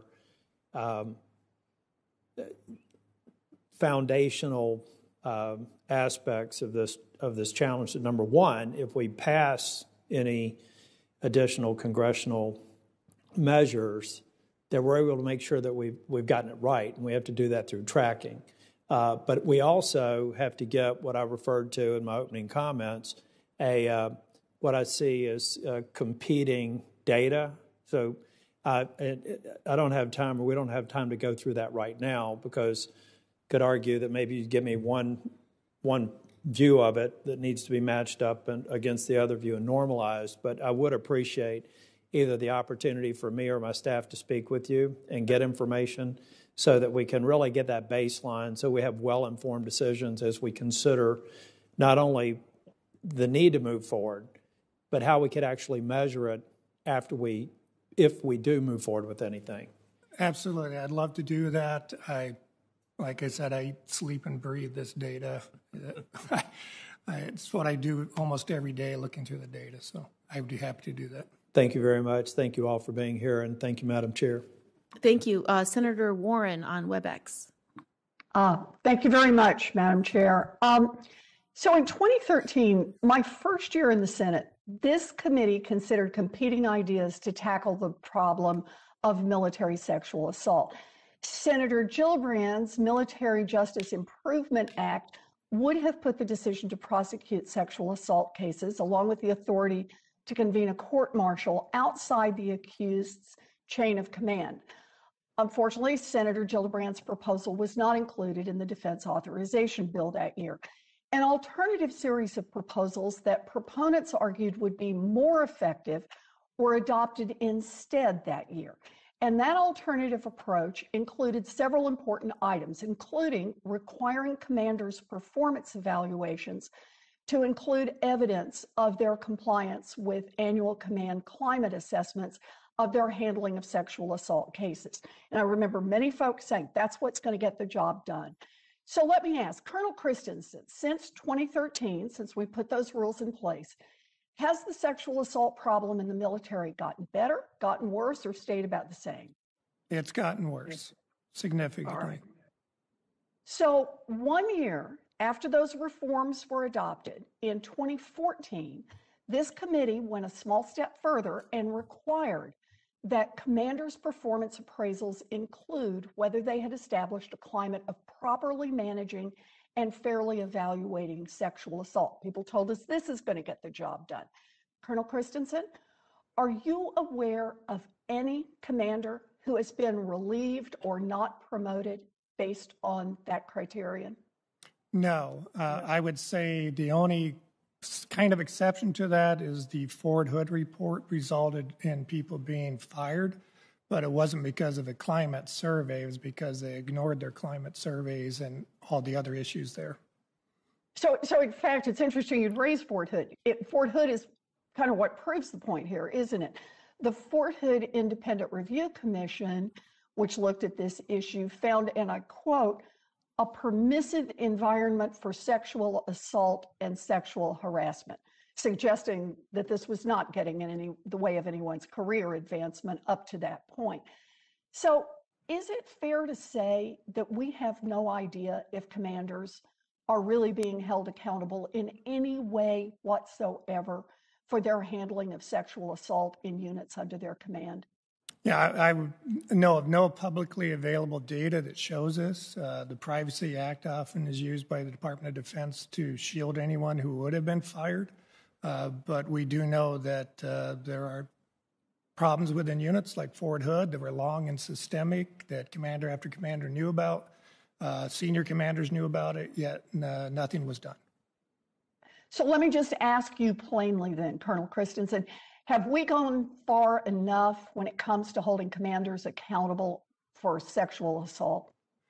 Absolutely not. But one of the problems we have is because we have a commander-controlled justice system, it's very difficult to find where the line is to hold them accountable, because then it crosses into unlawful command influence. That's one of the reasons it'd be much better if we took prosecution authority out of their hands, because then you could more easily hold people accountable. It's a very interesting point. You know, military leaders to a person have come before this committee since 2013 saying we cannot take commanders out of the chain of command over sexual assault cases. Commanders are the only way that we can solve this problem, and we will fix it. They said that, and yet here we are 8 years later and thousands of sexual assaults later. And not only have commanders not fixed anything, but the problem has actually gotten worse. And we don't even know if the people we're relying on to address sexual assault are being held accountable or are incentivized to care about this scourge in their ranks. Military commanders have had their chance. They said they would fix this, and they didn't. It is long past time for this committee and for the Congress to do the right thing and pass Senator Gillibrand's proposal. I'm going to fight alongside her until we get this done. Thank you, Madam Chair.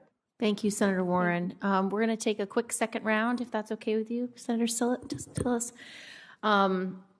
So we've had a lot of discussion about the sacred convening authority, and I want to get back to the issue of the fact that most commanders do not have convening authority and never will, since it is reserved to 06 and above.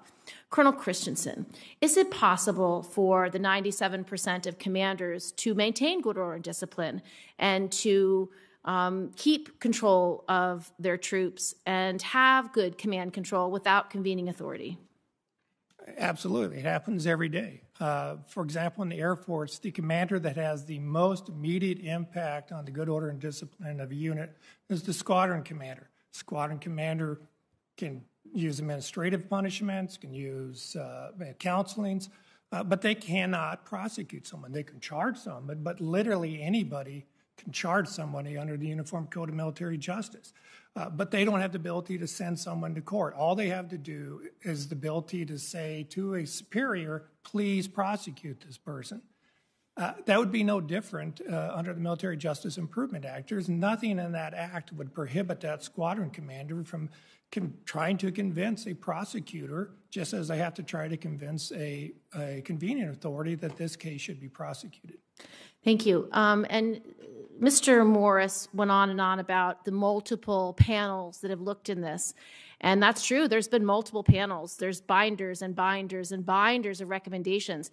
Every recommendation that's been made that is a legitimate legal change that Congress can take up, we've actually made. I've made sure we made it. And so I want to answer the question he asked, that Senator Tillis asked, why did they not make this recommendation?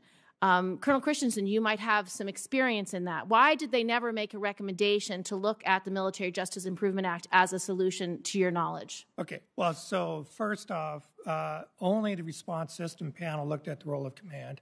The Judicial Proceedings Panel was prohibited from looking at the role of command, and the DAC IPAD has not looked at the role of command, whether or not they should be in charge. The Response System Panel voted 7-2 to retain command or convening authorities. What's really important about the Response System Panel, there was a lot of qualified people on it, but the Department of Defense overwhelmingly controlled who testified before the Response System Panel. And no surprise, those people who testified before the Response System Panel, and I did myself, were there to support the chain of command or the convening authority system. If you look at the number of witnesses they talked to who were experts on prosecutions or had a contrary view who wore the uniform, it's minimal because they weren't allowed to speak. Also, the Military Justice Improvement Act, as far as I know, wasn't even proposed at the time the RSP met. But I think it's really important to understand what the limitations are. Even with the DAC IPAD, where they looked at and said that, well, we believe commanders made a reasonable decision in 97% of the cases or 95% of the cases, you have to understand what they were doing. They looked at the investigative files from investigative agencies such as CID, OSI, or NCIS.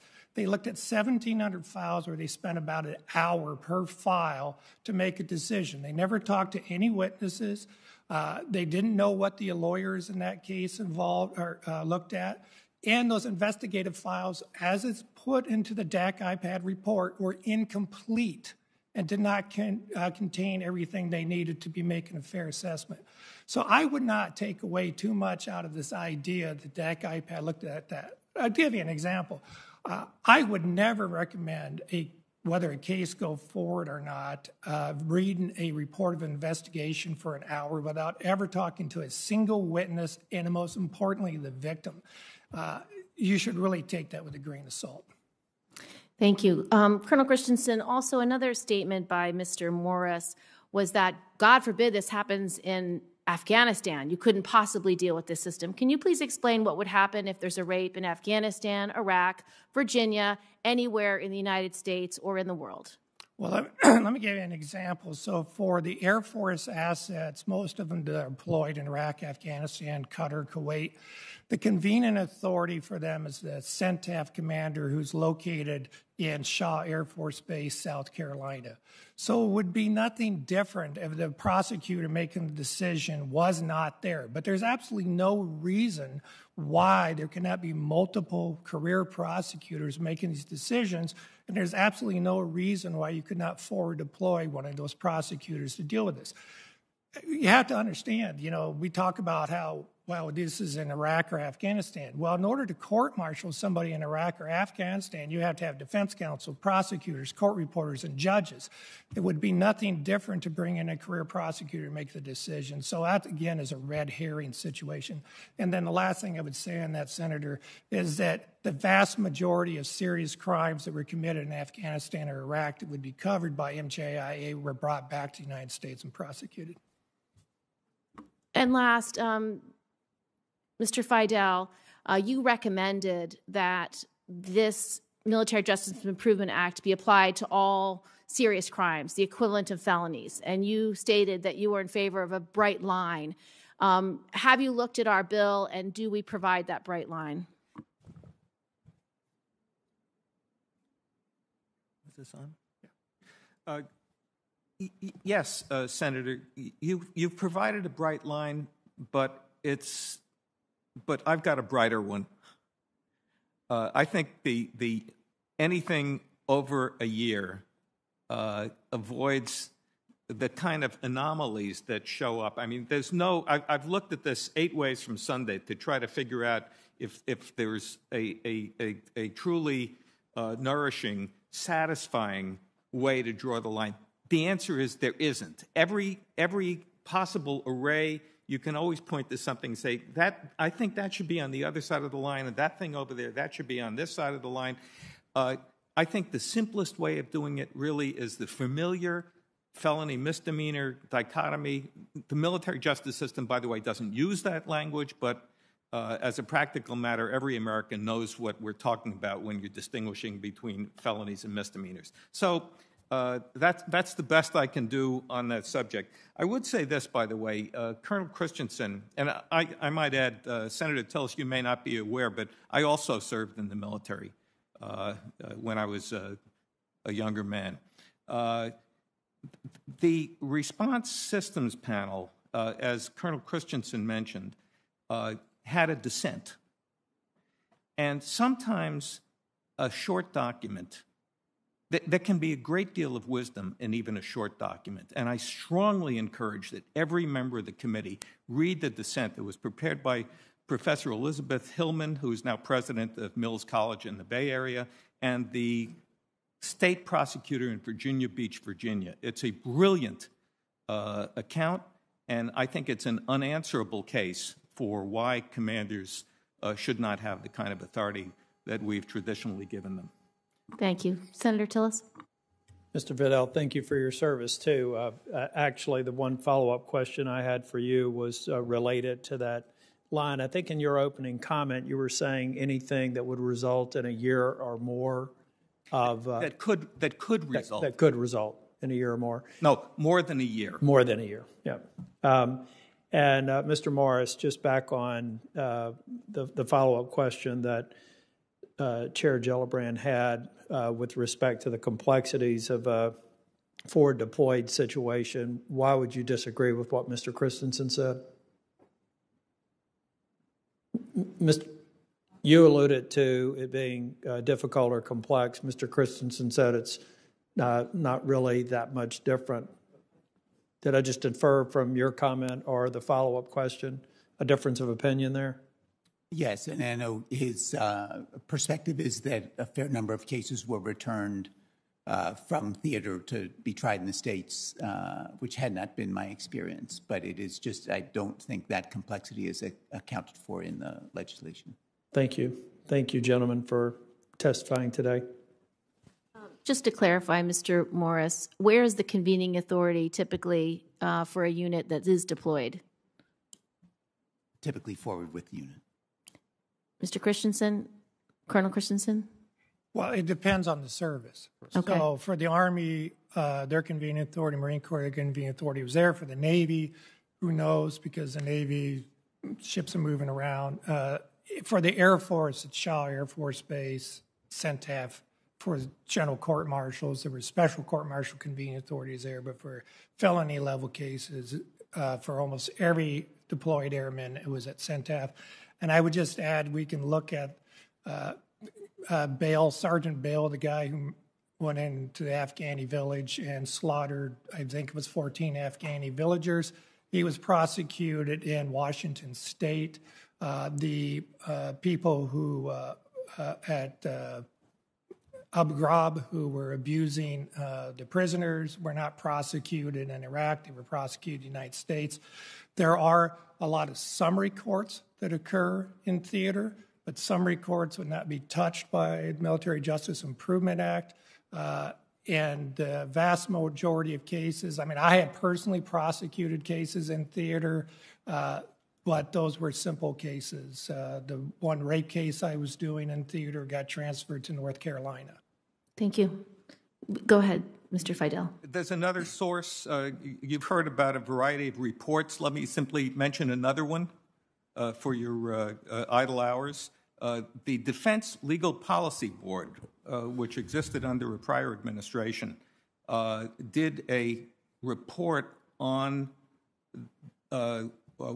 effectively war crimes. I'm having trouble remembering the exact title, but part of that subcommittee report addressed the question of where offenses were being tried. That is, offenses committed in a deployed operation, but some were tried in country and some were tried back here in the United States.